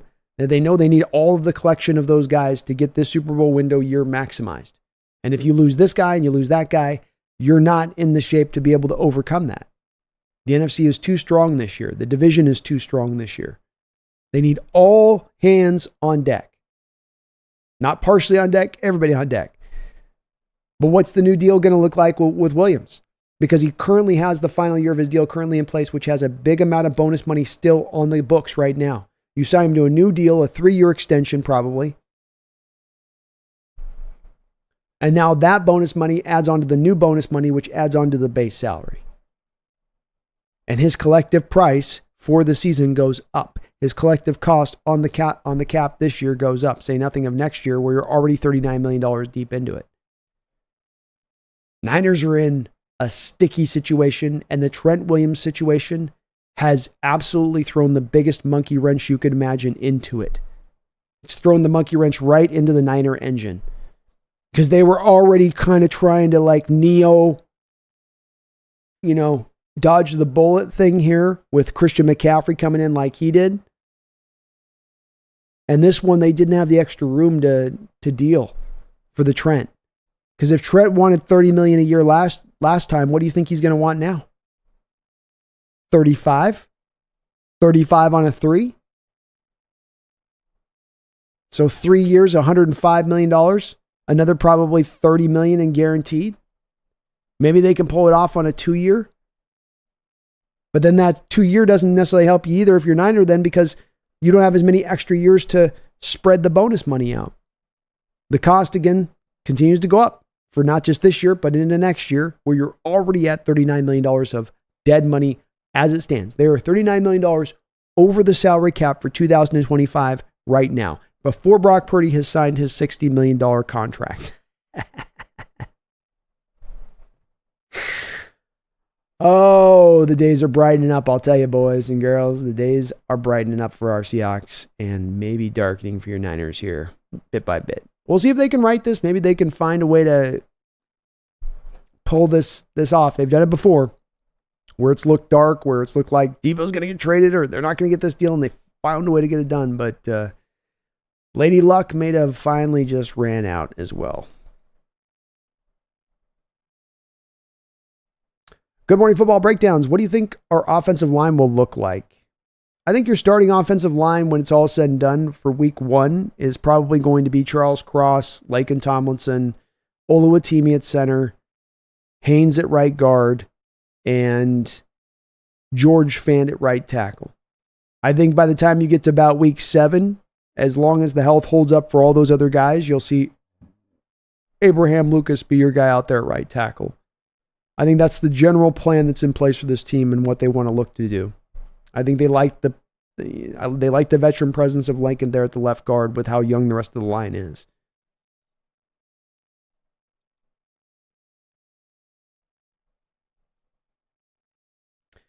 Little Dallas Cowboys, today was day 1 in pads. This was day 2. For Dallas. This was day 1 pads for Dallas. First offensive line versus defensive line. Our rookie Tyler Guyton was beating Micah easily. Do they have a certain play and reaction by the two sides on day 1, or was Micah just beat? Guyton says, I saw the cut up of Guyton talking a little bit about his offseason, and it sounds like that guy's just been grinding and working his butt off since the draft occurred. I think that there is a little bit of sometimes what you get with first round picks, Dallas Cowboy, of they will get drafted and they kind of feel like, I've done my work. I did it. I'm good. You can kind of ease off the gas pedal a little bit because you've gone through your junior highs and your high schools and your college, and you put in all that work and you stayed healthy and you got through your pre-draft workouts and you did your draft workouts and you got to be a first round pick and you're a multi-millionaire. You made it. So you ease off a little bit. The feeling I get from Guyton is that he's been pretty strongly in on it even after getting drafted, and that he's been a guy that has worked and tried to continue to get better throughout this offseason. And I'm not just saying worked in the empty way all the players will say they worked. I'm talking about a guy that's truly just gotten up every day and said, I got to get better, that there's a sense of urgency here in how I go about what I do. I think this is the same thing that drove Tariq Woolen in his rookie year, is by all accounts in Woolen is that when he got drafted, when that year, the draft situation finished up with the whole pre-draft stuff and he got picked and it was all good to go, that guy kept going in that first year as hard as he could to make sure that he was as refined down on that kind of rough skill set that you saw on tape coming into it in day 1. And that's the thing I did see from Guyton, the Dallas Cowboy, on tape, is that there's no denying his physical potential or how he moves and his length. But he was a guy that had a lot of rough edges on tape that needed to get cleaned up. And maybe he's just worked off in that way. And he's just, given it all he's got with that. The other thing I'd ask is, Micah Parsons wants to be paid right now. Is Micah Parsons at practice right now taking care of his body a little bit? Does he go 100 miles an hour on every rep at this point? Or is there a little bit of easing off on his own stick here where he goes, I'm kind of due to be paid and they're not paying me here. I'm going to be paid in a year from now. I'm going to going to be careful this year. I'm going to be careful. I don't know on that. Maybe it's a bit of both. Randall, thank you for another $2 donation. I appreciate you for that, Randall. He says, T-Russ hurt calf split from wearing cleat to bed.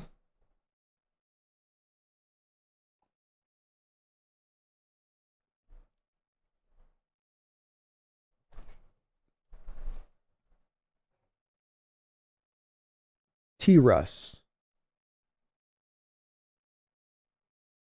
Russ hurt a calf splint from where it had a. You don't have to donate on it, but Randall, who do you mean by rewrite that if you can for me? I'm not sure what you're saying on that. T-Russ hurt calf splint from wearing cleat to bed. Question. I'm not sure on that one. I thank you for the donation. I'm not sure though on that one. On what you're asking exactly. Duran says, Pumpkin has been unusually vocal today. Makes me miss the cat I had growing up. He would always rub up against my leg and get to my attention and go, Macau, meow. She is a very talkative cat. It's everyone kind of notices with her whenever they get around her for a while. It's like, wow, she's got a lot to say, doesn't she? And she's usually very, very talkative. She does a good job letting me usually get my stuff out when I'm doing the show. But yeah, she's got a lot, man. She's got a lot she likes to say.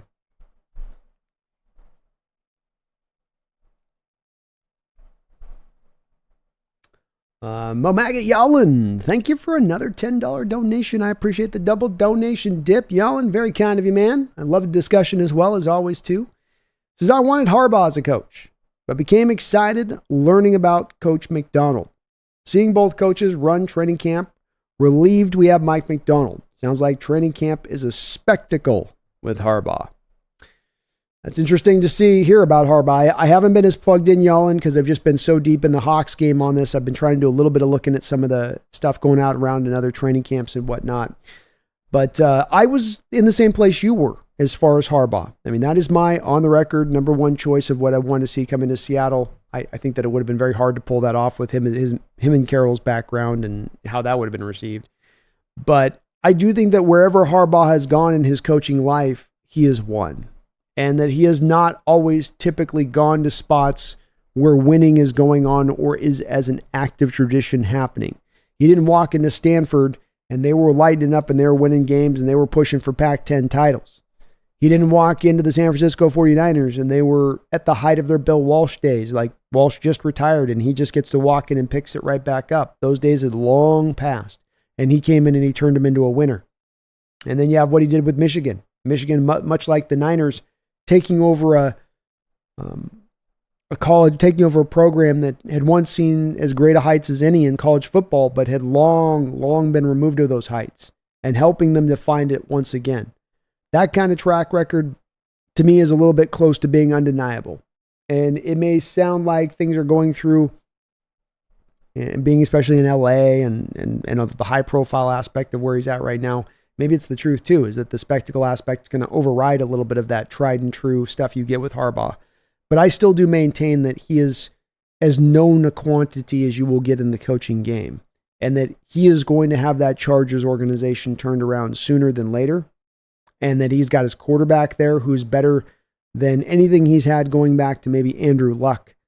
And I think that he's going to be successful there. I, though, like you as well, even though I was very much on Harbaugh, did come back around into really warming more and more up with McDonald. It's a bit like that second view of a draft pick versus just the initial scouting you do on a guy, but the chance to really go back in and look at where they've come from a high school standpoint. Look at how teammates talk about him and coaches talk about him.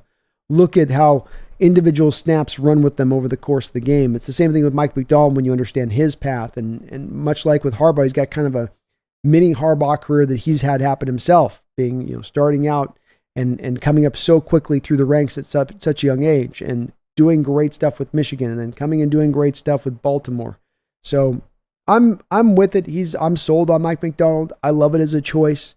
I can see completely why they win this direction. Everybody that's talked about Mike McDonald that is connected in the NFL and not people necessarily connected to the Seattle Seahawks organization has spoken in nothing but glowing terms about this guy. Not in like, well, he's a pretty good coach, or that's an interesting kind of hire, but in this guy should be great. He is on that track. And so maybe it's that, either of them, would have been a fine choice to go with. But I do think Harbaugh's going to fit there with the Chargers and that's going to work there long term. But I also think Mike Macdonald here is going to work long term. And maybe going for the Macdonald side of this, Yellen, we got a little bit more of a longer time period that we can have here with Macdonald because of that versus Harbaugh has probably got, he goes out and wins the Super Bowl in 4 or 5 years of coaching their Chargers. He's probably calling it a day at that point. Maybe not. The guy's a guy that loves coaching, so maybe he just keeps going. Thank you, though, Yellen. I appreciate that, man.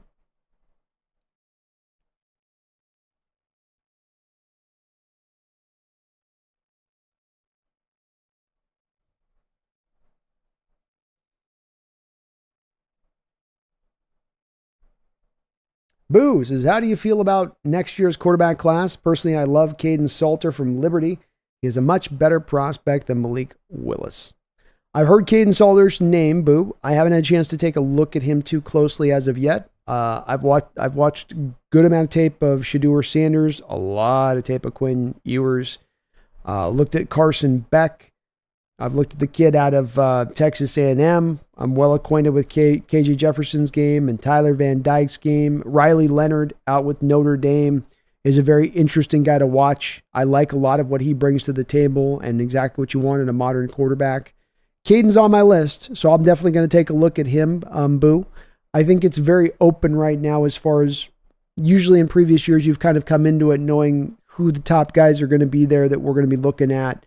And it wasn't a shock that those are the guys that were then going to go high in the draft for the most part. I mean, but you went into last year's draft, last year's college season, and people knew Caleb Williams is going to be at the top of the class. J.J. McCarthy's got a good chance of pushing himself up there. Bo Nix has a chance of pushing himself up there.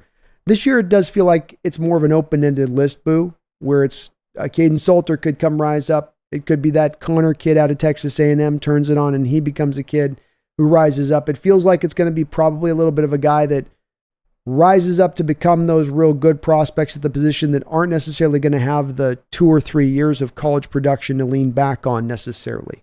That it might be more of guys we're looking at here that are, for lack of a better word, kind of 1 year wonderish.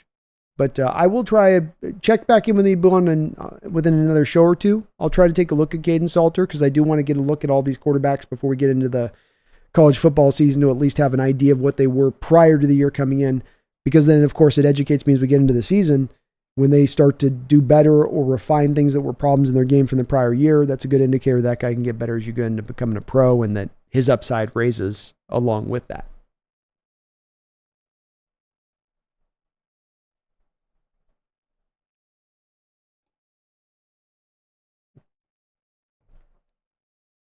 Duran says injuries were a big part of the Legion of Boom's downfall. Earl's leg, Cam and Cliff had neck injuries, Sherm tore his Achilles, and then Baldwin suffered through injuries his last season. Agreed. Yeah. Injuries, and there's some of it's guys a little priced out that you just couldn't afford with what you're doing in other areas. A guy like Brandon McBain's got to go to the Chargers because you can't quite afford to roll with him anymore. And so he's got to move on too. But yeah, injuries were as much as anything. I don't think it was much the cap impinged you necessarily. Injuries were more at they were more of the lead on that, yeah. Chris says Connor Williams wants to be a starter too, doesn't he? Maybe we're not off the Olu train quite yet. Could be. I don't know on that one, though. The one thing I wonder with that is that I would have thought you would have gotten some of that shook out a little bit prior to having Connor come here. That you would have had that kind of like worked out over the phone already, and that you wouldn't be kind of crossing that bridge at this point in the process between the two camps. Hard to say on that. Ron says, props to you, Randy, for your trade proposal. Give me that Judon trade all day.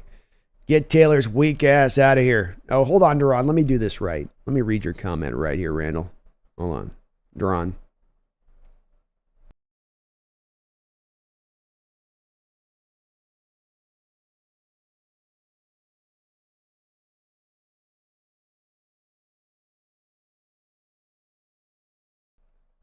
Love it. Let's go. Herbicide says, oh, man, only 11 more days till football. That's right. August 10th. We are almost there, folks. We're almost back. Misfit says, appreciate the long stream, Brando. See you on the next one. Good night. Have yourself a great night, Misfit. Appreciate you as well. Dalskers says, great trade. Oh, Randy got some more props. Hold on. Here we go.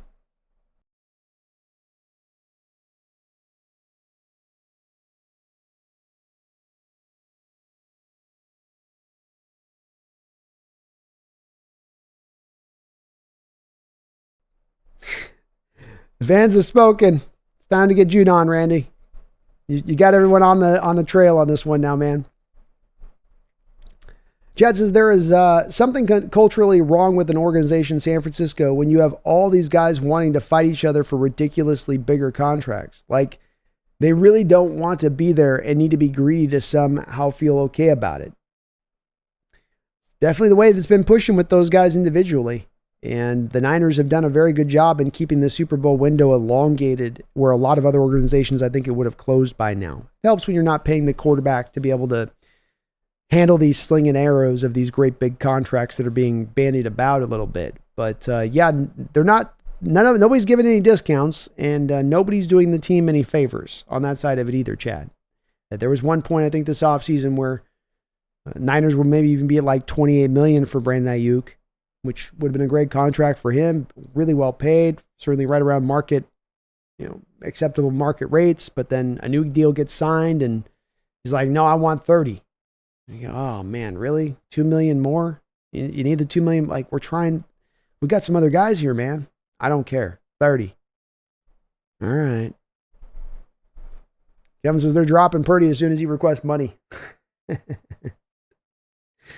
I don't know where they're going to come up with $60 million at this point, Kevin. If they sign Trent Williams right now, that puts next year's cap, and I know they've got a good amount of cap right now they still work with this year. They're counting on rolling over a lot of that into next year's cap to sustain that dead money.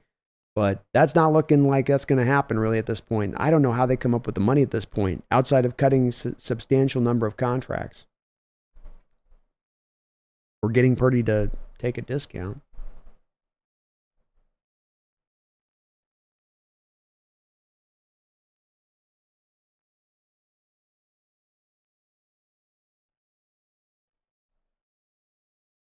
Oh, am I muted?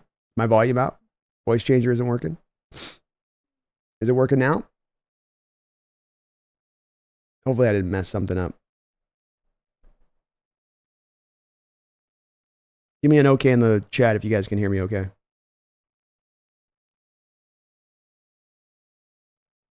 there's any problem. My voice changer wasn't working. I know, man. What's up with that? I'm good? All right. Good. I don't have my voice changer. Yalin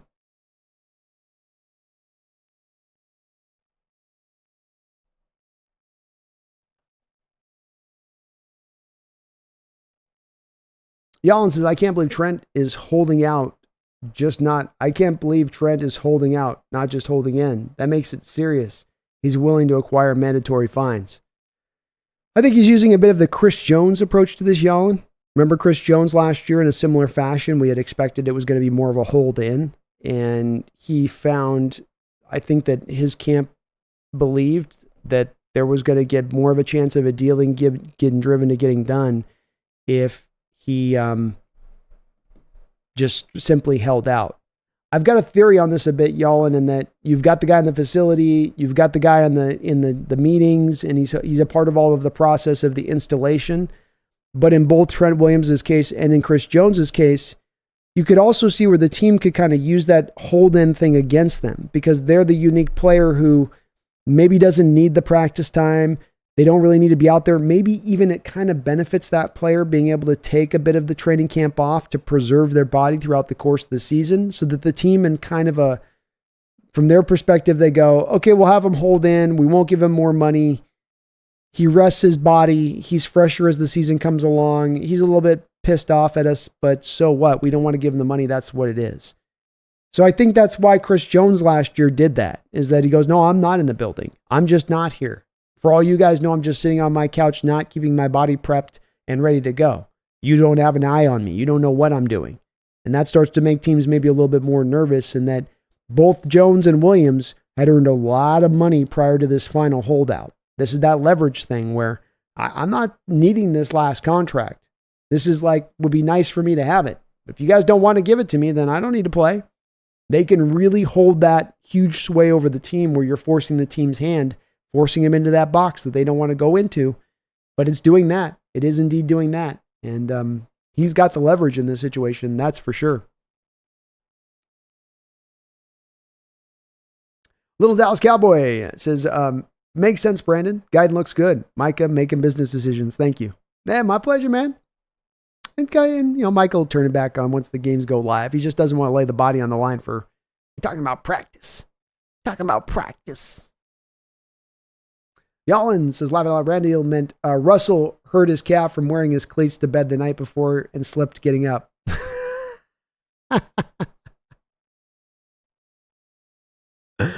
Randall with a $5 and confirms what Yellen's saying. Thank you, Randall. Sorry you had to drop the dono on it.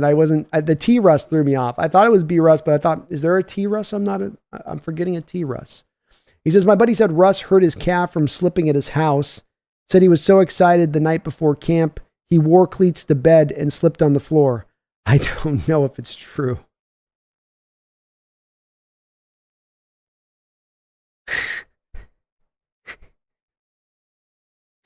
The awesome part about that story is there's been enough Russell stories, and I'm not throwing shade at Russ here, but there's been enough of Russ stories of him doing some weird stuff to where any other player, you're like, come on, cleats to bed.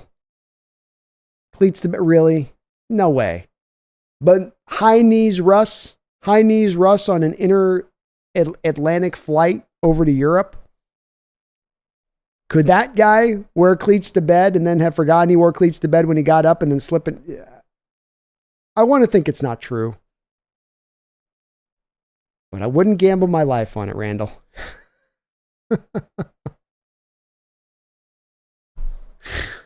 Oh, that can't be true, Randall. There's no way that can be true. It's such a good lie. If somebody came up with that lie, it's so good. That's so good.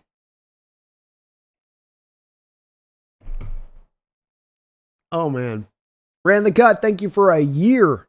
As 12 long months as dedicated membership here to the Hawks Nest as a Ring of Honor member. I thank you for that. He says, we're so close. Hall of Fame game this week and our first preseason game next Saturday. Let's have it go, Hawks. Let's go. We are right on the edge. We are on the precipice, my fellow Seahawks faithful. We are on the precipice, I tell you. I hope you're ready. Let's go. Chris is completely off topic, but there's a moth carcass the size of a 59 Chrysler outside. I think it's possibly alien doing an ocular search for probes. Burn it with fire. Swole Cole, I think Mike will be better than Harbaugh in the long run. I think there's something to be said for that, Swole Cole. As we've seen with these coaches, there is a life cycle to them. There is a point where you get to that elder age where the game's going to start to probably pass you by a little bit. And Harbaugh is no spring chicken. He's been in this game for quite a bit of time now. It's not to say he doesn't still have maybe another run in him of some good coaching, but you do feel like the end is probably approaching on that one with Harbaugh. First, Mike, who is the youngest coach now in the NFL, has a long theoretical future ahead of him. But yeah, great points on that, Swole. I'd agree. And Kevin says, watch out, Chris. You might get probed. Moths are freaky looking, especially those big ones. It has a mohawk, too. So it's a war moth. It's a war moth. Those are the worst kind. Everybody says, yeah, who's the quarterback we won in the draft next year? I still like Cam Ward. I think the two guys I kind of gravitate towards, they're not necessarily first-round guys, but Cam Ward would be probably one of them. I do like Riley Leonard out there at Notre Dame as well. Those are two guys that, to me, I just like their skill sets for different reasons. Riley's a little more mobile. Cam's a little bit more of a gunslinger back there. But they each got little separate things I kind of like about them. Some of the other guys have some questions to them that I'm just not a fan of.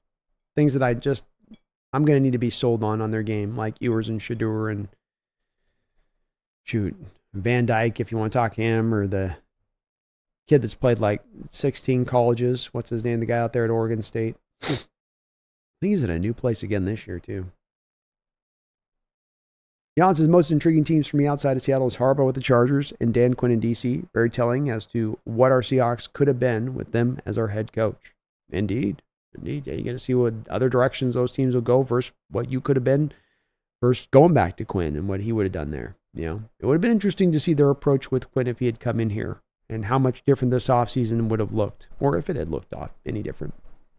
And Malpata says, what's up, brother? What's up? How you doing? It's good to see you in the chat. Riverside, I got big time worries with Shador's dad too. Deion's a guy that adds an extra element into play, much like almost the LeVar Ball type situation that you had at that time back in the day in basketball, where it's just, do I really want to deal with this on top of having to develop this kid and I don't know. Shador's going to have a hell of a season to get me into that spot of things.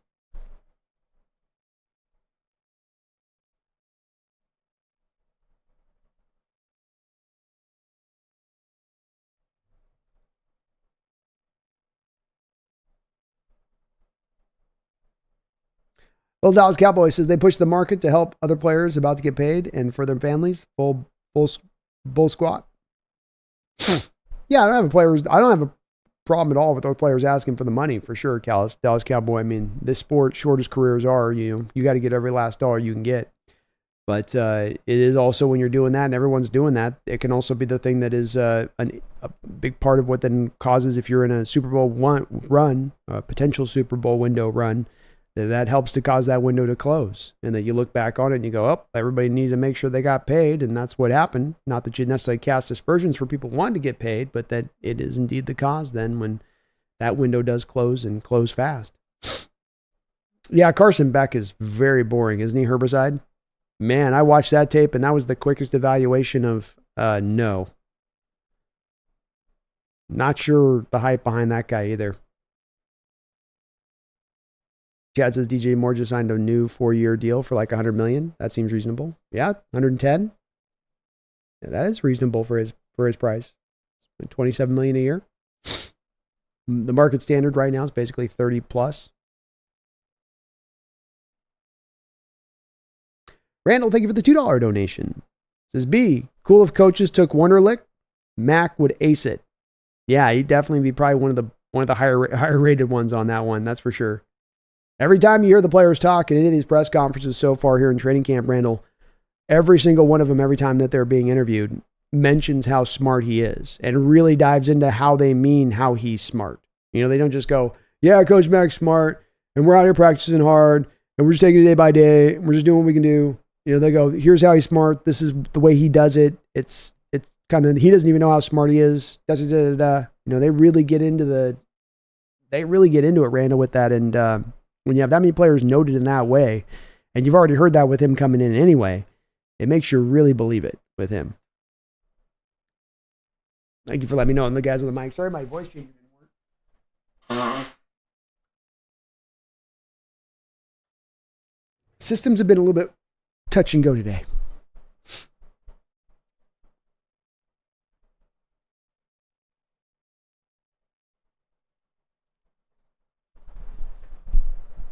It's just the voice changer mutes. That's wild. Okay. I don't know why it wasn't going.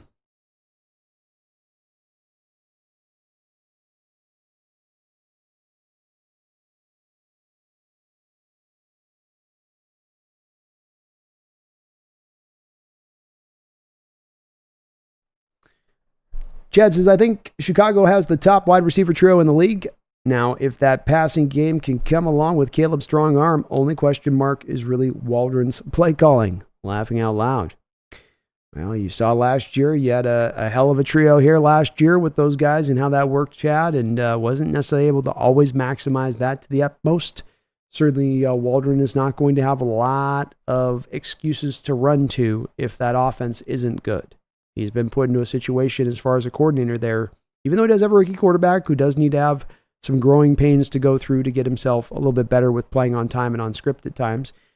He does have everything you could want as far as an offensive coordinator there to work with, and should be successful there. But we're going to learn a lot about Waldron this year. We're going to learn about how much he was or was not impinged here in Seattle in his play calling and his designs and how he could attack the field, and why Chad, his offense, didn't really look all that much like the Rams offense that he was coming from there in Los Angeles. Speaking more Seahawks, Jesse said Purdy has been throwing and pushing the ball upfield more and getting kind of better. Does that mean anything, or is he what he is on that part of his game? Arm strength doesn't improve with time. There is some people that have had the Tommy John surgery and found that their arm comes back stronger. So that maybe is a possibility here. I cannot think of any time in NFL history I've seen a quarterback really get their arm strength improved. I mean, I think Tom Brady improved his arm strength a little bit over time. I do. So it is possible, and Brady's got that work ethic to make that happen. But at the end of the day, you kind of either have the arm strength or you don't. And when you are limited by your arm strength in the way that I think Purdy is, you can only take it so far if you do find an increase there. It still is a below league average arm, even if there's a bit more RPMs on the back of it. But there is no doubt about it that Purdy last year was still rehabbing from the Tommy John surgery coming into the season, was not at 100% through most of the year, was rehabbing through a lot of the season. There's a lot of reason to believe that that arm is going to be in better shape this year to start out, for sure.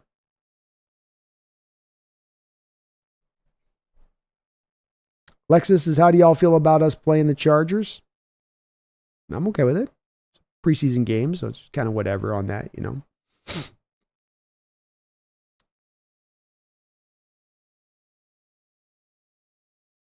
Yalin says the Russell story is true. He wore cleats and just a jersey top. Anonymous source confirmed. He wore the cleats, and he was wearing his jersey belly shirt. Sierra's kind of into it. You know what I mean? She's sort of into it. That's the part that he's not able to tell everybody. Like, look, she told me to. She likes the belly shirt and the cleats. I don't know what to tell you guys. It's her thing. Chad says, having said that, I do think we'll see Grub, Mike tolerate sloppy pass. Sorry, you started a herbicide on that. Little Dallas Cowboy, what the F sounded like I was saying bull squat to Brandon. No way. I think the players are understandable, but detrimental to the team and those star player contracts. You said it. Look, the Niners are us right now. Yeah, you guys are in a tough place too with this Micah Parsons, CeeDee Lamb, and Dak Prescott combination. The three things there, you go, look, you all three get paid where you guys all want to get paid. What do you think this is going to do to the rest of the team? I don't care. I get the thing of when you say to them, you know, and I know you're not saying this, but I get where the people say, you know, it's not empty lip service. I truly understand these players getting every dollar they can get. Quarterbacks, I'm a little less kind of with them. I'm like, come on, dude, you know. With the other players, other positions, I get it. But with the quarterbacks, you go, really? $300 million? Really? Really? Really? But, yeah, the Niners players kind of pushing this in this way, especially the McCaffrey, Trent Williams pushing it, understanding there's a guy like Brandon Ayuk who's chomping at the bit for himself to get paid. Hard for them not to be looking at that going, okay, I'm getting paid and I'm going to be hindering our chances this upcoming season of getting to a Super Bowl. And it does come down to one thing or another being important to you. You don't get to say, like, ultimately winning a Super Bowl is the most important thing to me. If you're willing to come in and kind of upend your team's plans and designs to get paid again when you've already been paid times prior, you can't have it both ways. You don't get to have your cake and eat it too. You got to pick one or the other. And the Niner players right now are kind of picking, we'll eat our cake and not have a championship. More frosting, please. Who says, I can't wait for Detroit. We own them. It's going to be a hell of a game, man. A lot of offense, I'd imagine, that game. Though, McDonald's scheme will give Detroit some problems for some specific reasons. MG Slicker. Who do you think the left guard of the future is? You see someone on the team being a candidate? I think long-term Haynes fits over to left guard. I'm not positive on this one, but I think that he's got enough of a skill set there with he brings that's just a good enough, true enough fit to left guard that'll work. I think initially it's going to be Laken Tomlinson this year in that spot because they want a little bit of a veteran presence there and you'll fit Haynes into right guard. But long term, I think he's your left guard when we get down the road there a bit. I also think Bradford's going to help accommodate this move, MG Slicker, because he suits so well to probably the right guard as he develops, as he refines that technique. That was just the big question mark with him coming out. Random McDaniel, thank you for another $2 donation. He says, is there a world PJ Walker beats out Sam? No, because Sam is just so cheap. He's making $1 million the next 2 years, Randall, for the backup quarterback position. That's just too tasty from the Seahawks standpoint not to let that continue to develop and mature on your roster. As well with PJ Walker, you can stow him over on the practice squad, and he's not likely to get plucked. It's possible, but it's not likely to happen. So you kind of play the odds from a team standpoint on that a bit. You're wanting and hoping with Sam that it's a developmental thing hopefully going on with him. Chris says, watch the freaking Bears become the next greatest show on turf. People would be sinking in the sofa. We come to find that Waldron was one of the great offensive minds in this sport that's just been languishing out in Seattle. Yeah, that would be a little bit tough. That would be brutal. And yeah, Pete over there going, maybe I'll just fish next year. Randall with a couple of more donations here, back to back, triple time. I really thank you, Randall, for all of that support to the channel. He says, feels like Sam shows up more in a game than in practice. I think that's fair. I was thinking that a little bit of a reminder of that old scene back in Butch Cassidy and the Sundance Kid where they're trying to be bodyguards for the payroll guy, and he's trying to see if they can shoot, and Sundance is trying to shoot at a coin down the road, and he can't shoot it, and he's like, you mind if I move? And he does a little spinning pirouette move, comes out of the spinning pirouette and shoots the coin, and then shoots it again and spins and shoots it again. And he just has to be kind of moving, like you say. He's got to be in kind of a live fire situation to Sam to be at his best. Some guys are growers, some guys are showers. Maybe Sam's a shower. But we'll have to see on that part, Randall. I will say that first practice for me was brutal to watch. He was tough. Randall with another $2 donation. He said, I bet a friend $100 Caleb Williams has a losing record. Interesting. It's possible. And that's going to be a pretty strong division at the very least with Detroit and Green Bay around them. That opens that door up a little bit more. So I do feel like I get a feeling with Minnesota that that's a team that to me feels like walking into the season that you're going to look at and we're going to see as 4 or 5 wins on the year at the end of the year after the season and go, yeah, we all saw that. That should have been something we all saw coming, and that's going to help to the other side of it. But Caleb's a tough one. Tough one to know exactly what he's going to be as a pro. From where he was outlooked at to be 2 years ago to where he's kind of finally landed in many of our minds with some of the questions that there with him in that final year there with USC for a guy that won the Heisman. But there's still all that talent, all that upside that does remain there with him. He's a tough guy to exactly forecast out this year from my standpoint. I wouldn't want to be letting any bets on him. I could see that happening where he ends up losing record and it just kind of falls flat in the first year. I could see too, because they just have so much talent there, Randall. It's not as much about Caleb for me on that one, Randall. It's more about the talent and the supporting cast they put around him that he gets to walk into and benefit from a little bit. Randall with a $2 donation asks, who is the alpha in the locker room? My guess is Big Cat.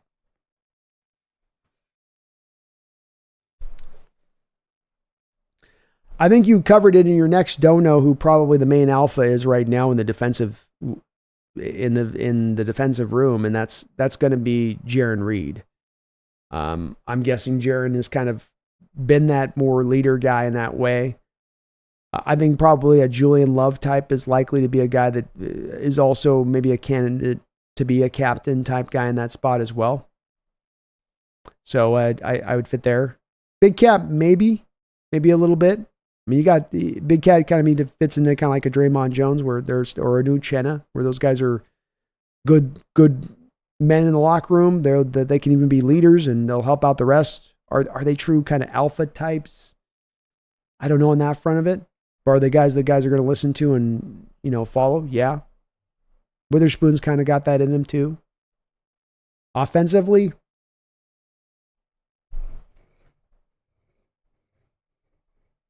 Kind of a more question on the offensive side, right? We got more of the strong, silent types over there. Kind of all across the board. Maybe Abraham Lucas. Abraham Lucas and Bradford or something. I'd have more candidates for you, Randall, on the defensive side of the ball than I would on the offensive side of the ball. Thank you, man. I appreciate all your support, brother.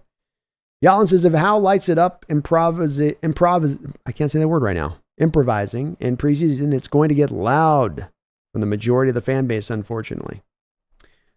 Yeah, well, there's always that part of the fan base that ain't fully on the Geno side of things that just can't ever be kind of won over. But I will say this, there's a big difference between those two guys and their abilities right now and what they can do on the field, even if Sam is a shower.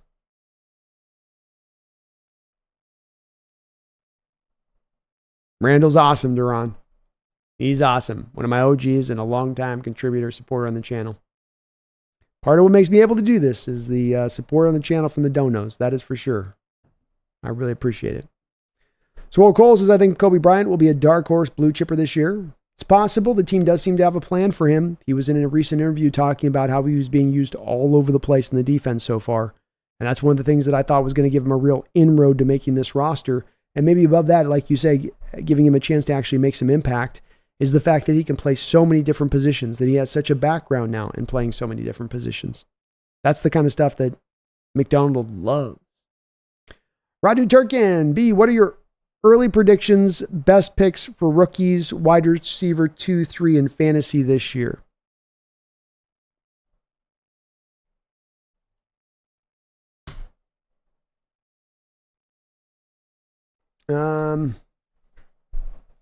Question.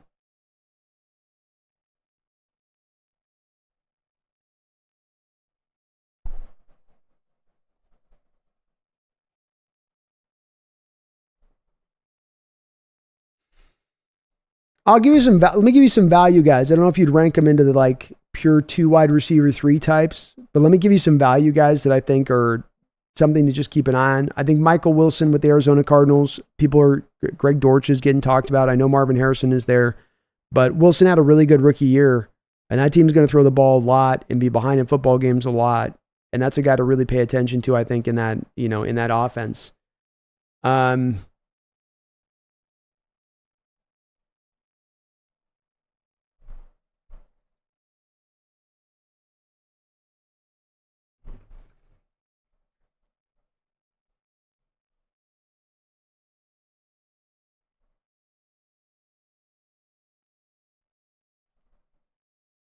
I would look at a Dunzier with Chicago. He's going to be a security blanket that I think Williams is going to like, where Williams is going to roll out and he doesn't see anyone who's got any separation. He's going to throw some trust balls in there to a Dunzier and give him his chances. Whereas he's coming into the league, he's coming into the year as kind of a number 2, 3-ish option a little bit with them as it stands.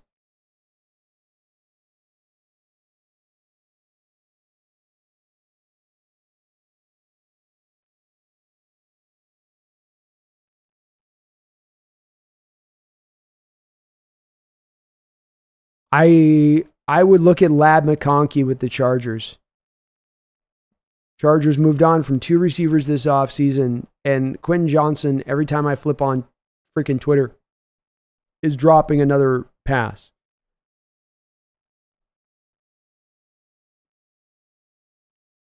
They've got Joshua Palmer there. They're not going to throw the ball at a high rate. I get that.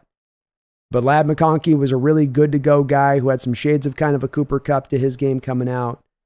That's a guy who you're not going to have to necessarily pick, I think, really high to go and get, but who ends up coming out at the end of the season with 75 catches over 1,000 yards. Comes around to that side of it. I think the Raiders are eventually going to move Devontae Adams one way or the other. And so that's a team that's going to be behind. I know they don't have great quarterback play necessarily, but they're going to be behind a lot of football games. So Jacoby Myers, type of guy, is that a guy that maybe is worth a little bit more at that point because he's going to get so many targets. He becomes essentially the number 1 guy if Devontae Adams moves on. I'd anticipate that a little bit.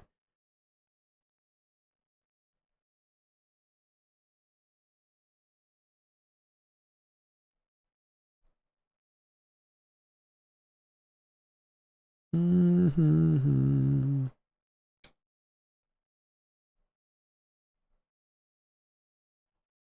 Give me a couple more. I'm looking through some teams here real quick.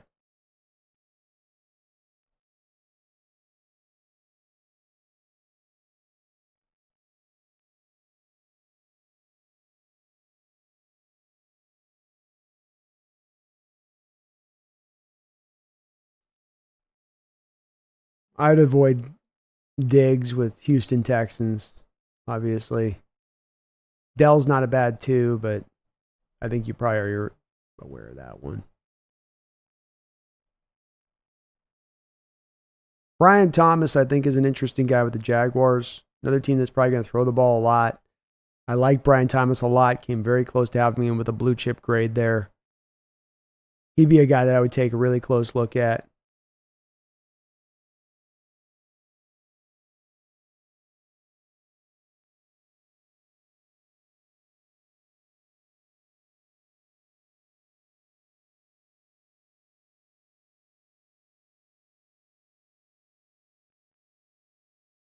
I'd be in on both those two receivers for the Patriots too, Radu. So both of those two Patriot receivers that are rookies there, I like both of their game. They're both having, I think, pretty strong camps. The Patriots are going to throw the ball a lot there throughout the course of the season. They're going to be behind a lot of games. So both the UW kid and the other kid that was out of, wasn't TCU, I forget which place he was out of, but those two guys would be good ones as well. Both of those two rookies I'd look at.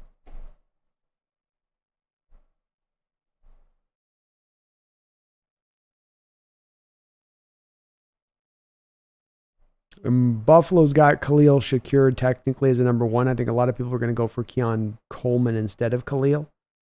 But if Khalil falls into being a number two wide receiver, I'd look at him too, just because I think there's going to be a high volume of targets to that particular player.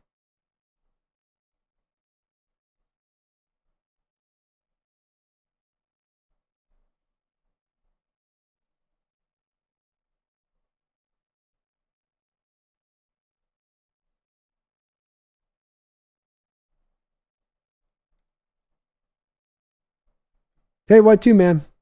I benefited from last year. You want to get a guy that's not being looked at a lot. Another guy is Adam Thielen. I know he's getting old. I know he just looks slower than dirt, but the guy had over 1,000 yards last year. He was targeted 137 times. Legette's going to get his share of targets, but that's still not a receiving core that's exactly stacked up there for Bryce Young. And again, other team's going to probably be behind a lot of football games, throwing the ball a lot of football games. Thielen's not going to be heavily drafted. I think you can probably get in on that guy as well. Chris says, I got so tired of listening to the bench Geno start Locke rants, laughing out loud. Yeah, me as well. I mean, I would see it even in games where you see Locke not necessarily playing well, or you see in the Eagles game, for instance, with Locke, for though Locke finished that game very strong and brought the team from behind, we also saw in that game with Locke that the coaching staff was doing a lot to try to minimize the potential mistakes that he could make, that they were much kind of putting sort of training wheels on the offense for him. And yeah, people just can't at times get signed up with Geno. There's a contingent of the fan base that just can't quite get there. Frustrates me too. But luckily the team's not leaning on these fans to guide them in the direction of who should or shouldn't be starting at the position, and that they've ridden with Geno, and that's been the right move to make.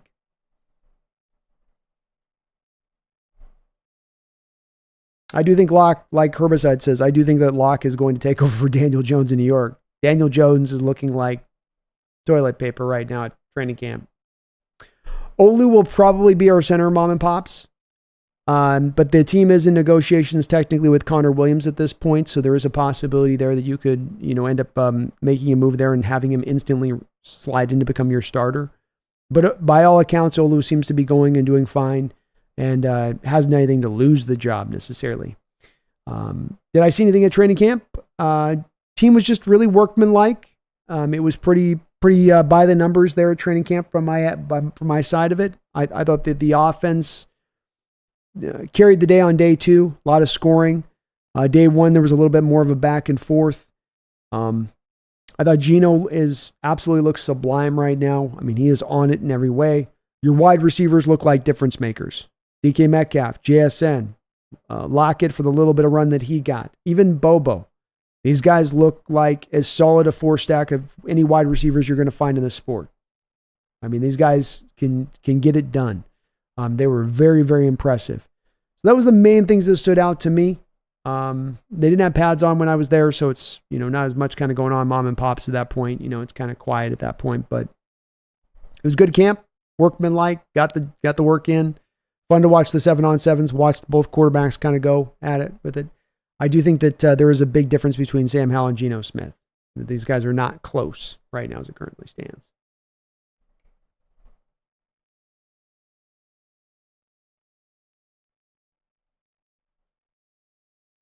Chris's lock will probably be the starter by week 4, but the Giants will battle the Commanders for 4th place. Probably. Hell, they may go that route, Chris, where they're like, keep Daniel out there so we get the first overall selection. Just keep trotting him out there, Dable. You guys are going to fire me in the year, though. Yeah, we know, but look, we'll give you $1 million extra. Just keep Daniel out there. Lock might win us a couple games. Hamza says, channel fantasy football. W. Let's go. I'm always down for some fantasy football chat, man. Radu says, good picks. Well, I would ask also, would you trust to draft multiple Seahawks players this year? I have faith in Grub. Maybe Noah Fant is a sleeper.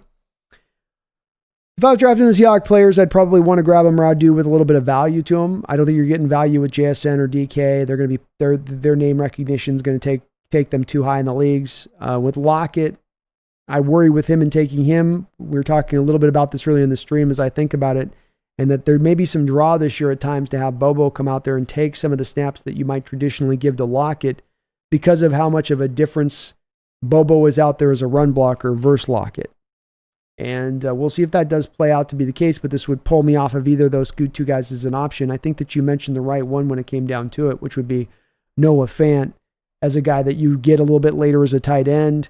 Isn't going to be going in leagues through the first few rounds, but you may end up finding him having his best season of his career here in Seattle, and maybe on the back of how he's truly being featured for the first time in his career. I like that guy. I do still go back to Radu going Kenneth Walker's a solid bet. Even if you got to grab him early, I look at that guy as a 1,500 yard total offensive guy, 12, 13, 14 touchdowns, coming into what is kind of a contract year. I always say if you're going to take a running back in fantasy, the ideal place to take him, if you're going to take him high, is make sure you're getting the running back on his rookie contract heading into a rookie year. So you're getting that young running back, still trying to go out there and get paid, not going to be as leaning in on his injuries as much. If he is banged up or beaten down, he's going to get out there and play because he's trying to get that contract. I lean towards those type of guys, and Walker definitely suits that. Neighbors, I thought about, but he'd be more of a number 1 wide receiver in the leagues and how he's going to be taken. And so then you're not getting the value of the selection for taking him at that point. You're having to grab him at the pure value of what, and I don't know if I like doing that. I think he's going to have a good year. So if you want to take him as a number 1 wide receiver type, that's not bad to go there because the parameters you want for your wide receiver are, hey, are we going to be passing a lot? Yes. Are we going to be behind a lot so we have to pass and we're not going to be running the ball and I'm not going to be, I don't want that to happen. No, that's not going to be happening. Okay. Well, then that's a good guy to go with. And Neighbors would be the case. He's having a good camp. He's looking strong for the Giants. Giants don't have a lot of other receiving options either there, Radu. I'm not a believer in that kid out of Tennessee in year 2, and Wan'Dale Robinson is only a slot.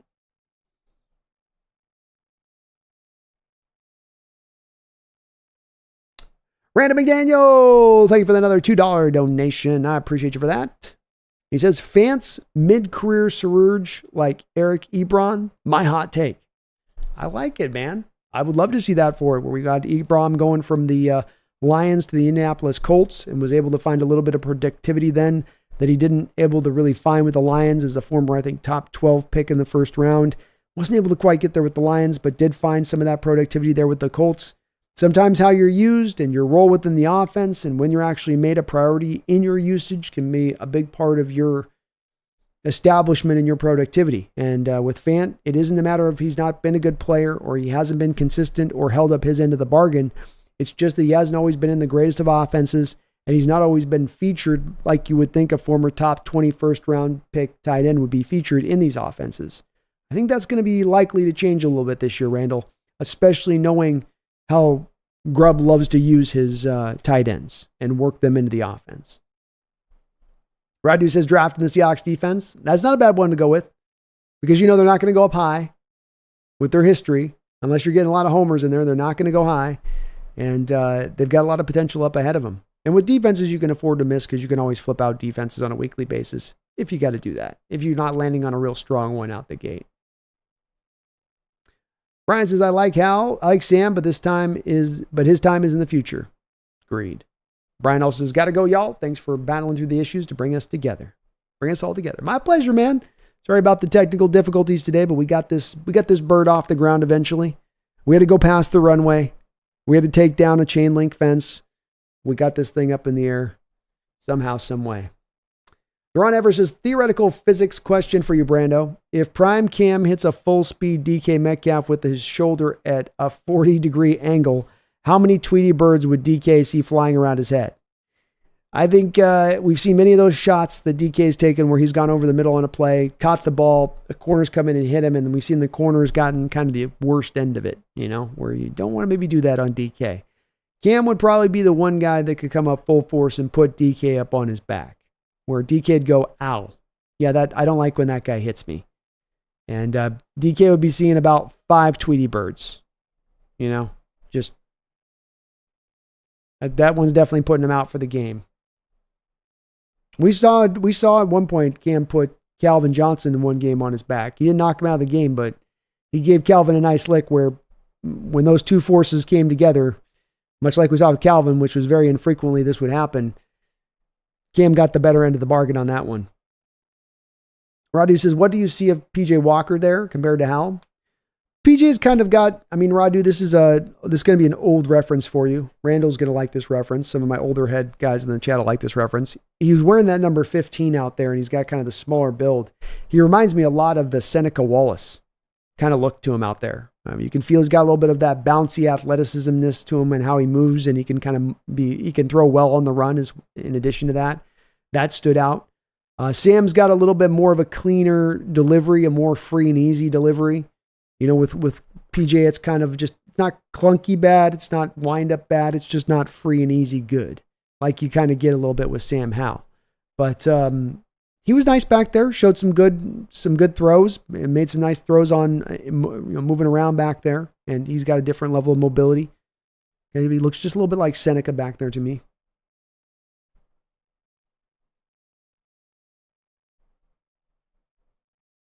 Have you ever seen the two trains hitting each other? That'd be what it'd be probably like.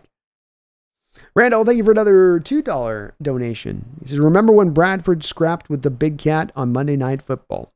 I do. It was down by the goal line. You're trying to bang it in there from a 3rd and 1.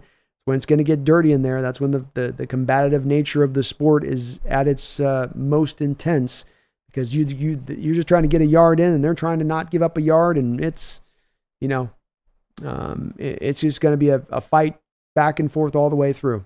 And yeah, they went at it, man. Showed you Bradford's not one to back down. He's got that athletic ability, and he's also got a little bit of nastiness to him. He had plenty of blocks last year where he was fully willing to finish to the echo of the whistle. Part of what I love about Bradford, part of what you get with Haynes too, part of what you need in a great offensive line is that offensive line that's just going to make it a hard day on the defensive line. And not just by blocking them off the ball and driving them off the ball, but that you're going to stay on them for the full length of the play. You feel like you're in a fist fight every snap right through the whole end of the snap. And that's a little bit of what you will get from a guy like Bradford, which I just love that, because you can't really teach that. You either have it or you don't, Randall. He's got it. That kid's definitely got it.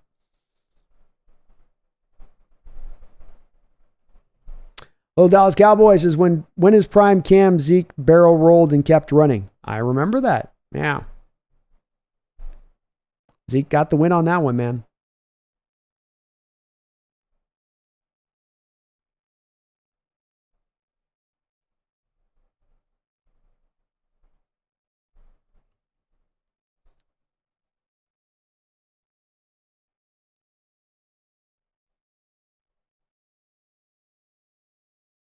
Yeah, Randall, fans got all the talent in the world's right. I mean, he's got a skill set that can be featured in a passing attack. He's not going to take a lot of attention. He's just got to beat his man in one-on-one coverage, which he's shown he can do. But you have to have a team that's willing to target the middle of the field if you're going to maximize your tight end. And the thing that you knew about the offense, and this went back not just 1 year or 2 years or 3 years, but could be an explainable cause for why you weren't able to better maximize the tight end position, was the fact that you tended to be typically a team that targeted the middle of the field at the 30-second rate. And I would maintain that you will never find a tight end with upper level production when you are a team that targets the middle of the field at the 30-second rate in the NFL. That is where tight ends tend to live. That is where they're going to tend to eat. And so it's kind of impressive he's gotten the production he has even in these 2 years, understanding that that was what you were kind of going up against as a tight end in this offense prior.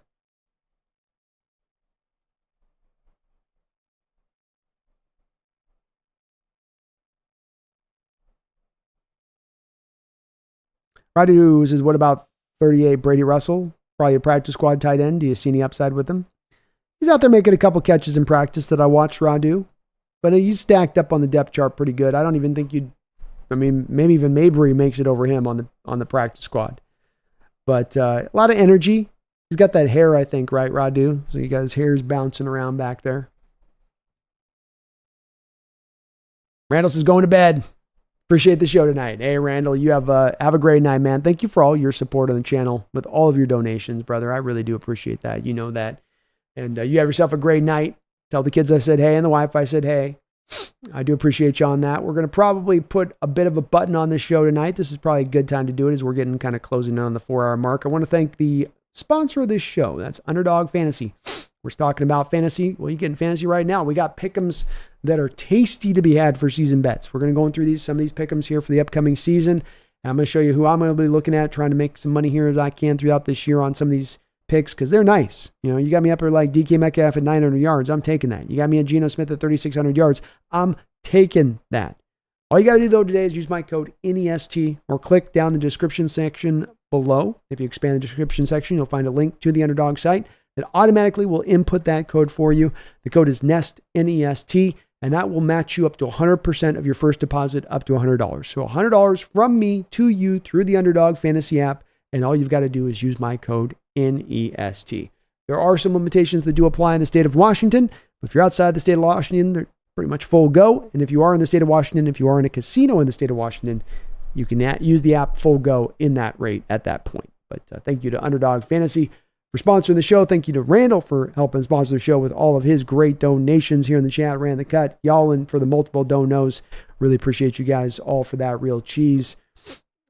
Ski Nation. Be More Seahawks. Brian Myers. Garth Knight. Really, really kind of all of you guys for all of that support to the channel. Like I say, you guys help me and allow me to do what I do. A couple other notes here. Please do, if you guys can, for me today. Hit that like button. Maybe hit that subscribe if you haven't already subscribed on up, as it does help this channel grow tremendously when you guys do those two little things. We will be bouncing back here shortly this week. I don't know if we'll probably won't be back tomorrow, but maybe back Thursday or Friday with a quick training camp report. I'm going to be kind of coming in randomly with some of these live stream shows as we start to amp this up for the coming season. So we will continue to keep those en route. I do have the Clips channel rolling here. The Hawks Nest Clips channel is in full bloom on that side of it. So if you are not subscribed up, please do get subscribed up to the Hawks Nest Clips channel, which will be running clips of all of these live stream shows just to give you some shorter, easier to digest content. Because I know not everybody's got 4 hours in their back pocket to listen to me blab. I get that. I get that. Chris says, who hit harder, Cam Chancellor or Ronnie Lott? Love Cam, but I think Lott did. Whew. Hard to say on that one. Hard to say. You're going to have more of a collection of more brutal hits from Ronnie Lott than you will of Cam Chancellor, but some of that was also because of the fact that Ronnie Lott was allowed to get away with more. You could be more of a headhunter. You could do more vicious hits. Cam had to fit within the letter of the law to get his vicious hits off. It's part of what I thought was so impressive about Cam is that he found a way to fit within the letter of the law, yet seemed to find no less devastation to his hits. It's probably very even Steven for me between the two of them. You put a Cam Chancellor-sized guy in the late 1980s on a football field and you allow him to operate like Ronnie Lott got to operate, I'm going to show you a lot of medical ambulances and stretchers, and it's not going to be pretty. So probably pretty even to me. Just each guy got to play in a bit of a different era.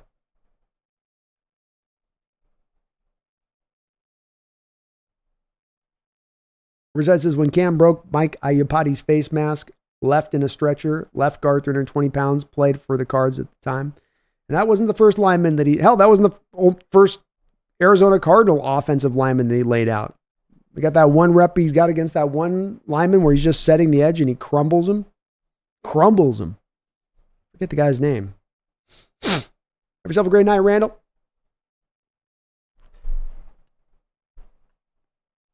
A few more Seahawks. Did you see that Levi Bell got signed with the Colts? I did. I did indeed. Good signing for them. Drawn says, I never did see Bobby Wagner tackle DK in either of the 2022 Rams games. Anyone remember? I do not. I don't think he did. I think you're right on that. That he didn't. C-Lord says, just back from Deadpool and Wolverine. We'll watch from the beginning. There's been some funny clips coming out of that movie. It looks like it was a good one. Can't wait. Check it out. Radu says, kind of refreshing to listen to McDonald actually answering some questions on media. Yeah, I love to hear him talk because he is giving you a little bit of actual stuff that he's discussing about his scheme and what he's doing and why he's doing it and getting into more of those details. And someone was noting it a little bit earlier in the stream too, Radu, where it is a bit of a different way of him going about it versus Carroll, who at times you could feel like could speak for about 30 minutes and he hadn't told you anything. That it was just kind of a lot of coach speak that you were getting. And it's nice when McDonald's giving you a little bit more of the details. I agree. It just informs you a little bit better of what's going on in the team and how he's going about his business and gives you confidence in him understanding what he needs to accomplish to get this boat on the open season the right way. So it's breath of fresh air. Absolutely right on that one. Roy Williams was another guy that got, that was right at the time, little Dallas Cowboy, that they started to change those rules in, where a guy on the prior rules could go out and just be unmerciful. And the teams celebrate him for that. You know, he got paid for that. But then the rules come down into this new era of it, and you got to kind of change your whole game up to operate within the confines of those new rules. Mo Maggie says, Ronnie Lott, Cam Chancellor, or James Harrison? I don't want to let any of them hit me. I'll say that. You're like, hey, you got to let one of these three guys hit you. No. Which one do you want to pick? Who's going to hit you the least hardest? No.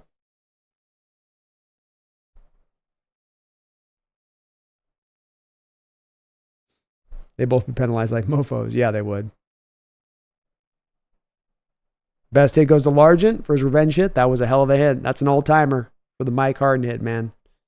That's an all-timer. Dron, you have yourself a great night, man. C-Lord Bravo, sorry we caught you just midstream on this one, but we will be back soon. I'm going to try to get another stream out here before we get over to Sunday, because obviously probably won't get one out tomorrow, but we will try to get another stream here to you guys here, and I do have a Howard Cosell video for you guys here I've been putting together for a while, and that's going to be out hopefully in the next couple of days as well.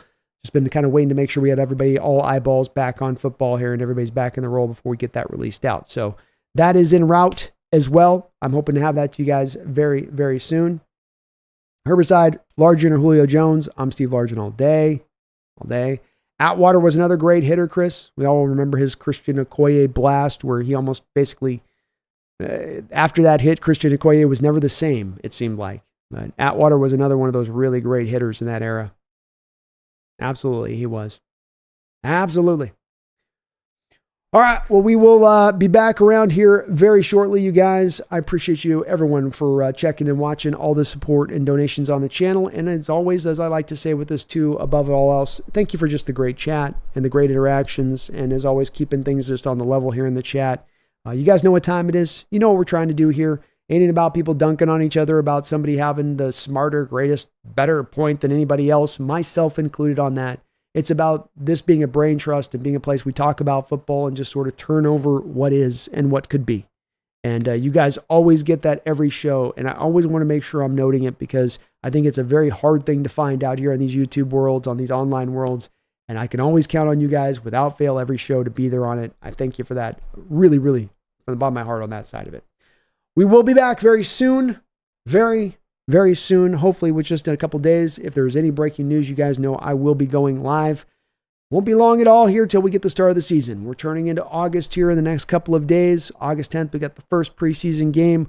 We're making progress here. But beyond us making progress towards opening day, your team is making progress towards becoming a great team.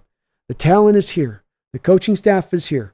They're putting it together now. They're onboarding. They're installing. They're getting it bit by bit, more and more every day. And we're hearing these practices are going well. We're hearing there's a back and forth. We're hearing the intensity is good. I'm seeing the intensity is good with the 2 days of practice I got to see. Everything seems to be in the right alignment for how you would hope for it to look at this point in time in the preseason. It's got to still carry through now. It's got to continue through. They got to continue to keep making that incremental progress every single day like it appears they are doing so, but they are doing it. Things are going fit to how you'd like them to go, ideally speaking. And that's wonderful news for us Seahawks fans who are hoping maybe this year we can jump things a little bit. We can kind of hop to the head of the line a little bit where everybody's saying, no, it's going to take you a year to contend. No, it's going to take you a year to really be on people's radar and them to be fearful of you. Instead, maybe we can do it right here and now. This year, it can be like Goonies. Now is our time. Now is our time. We'll see if this year will be that. I'm hopeful. I don't know what we're going to get. It is going to be so much fun to watch because of how unpredictable this team could be and where they do land when it all is said and done. But there's a lot of potential there, and they are showing the signs of potentially putting it together and putting it together really, really soon. Be back in a few days. I shouldn't have to remind you that time. We got these guys making these great catches all over the place. Geno's lighting it up. Defense is having its way at times as well. They're coming back and forth. It's a battle. I shouldn't have to remind you. You got a great team coming together and that this is going to be an awesome season. But I'm going to do so anyway. Do not you ever forget. Don't you do it. Don't you do it. Go Hawks.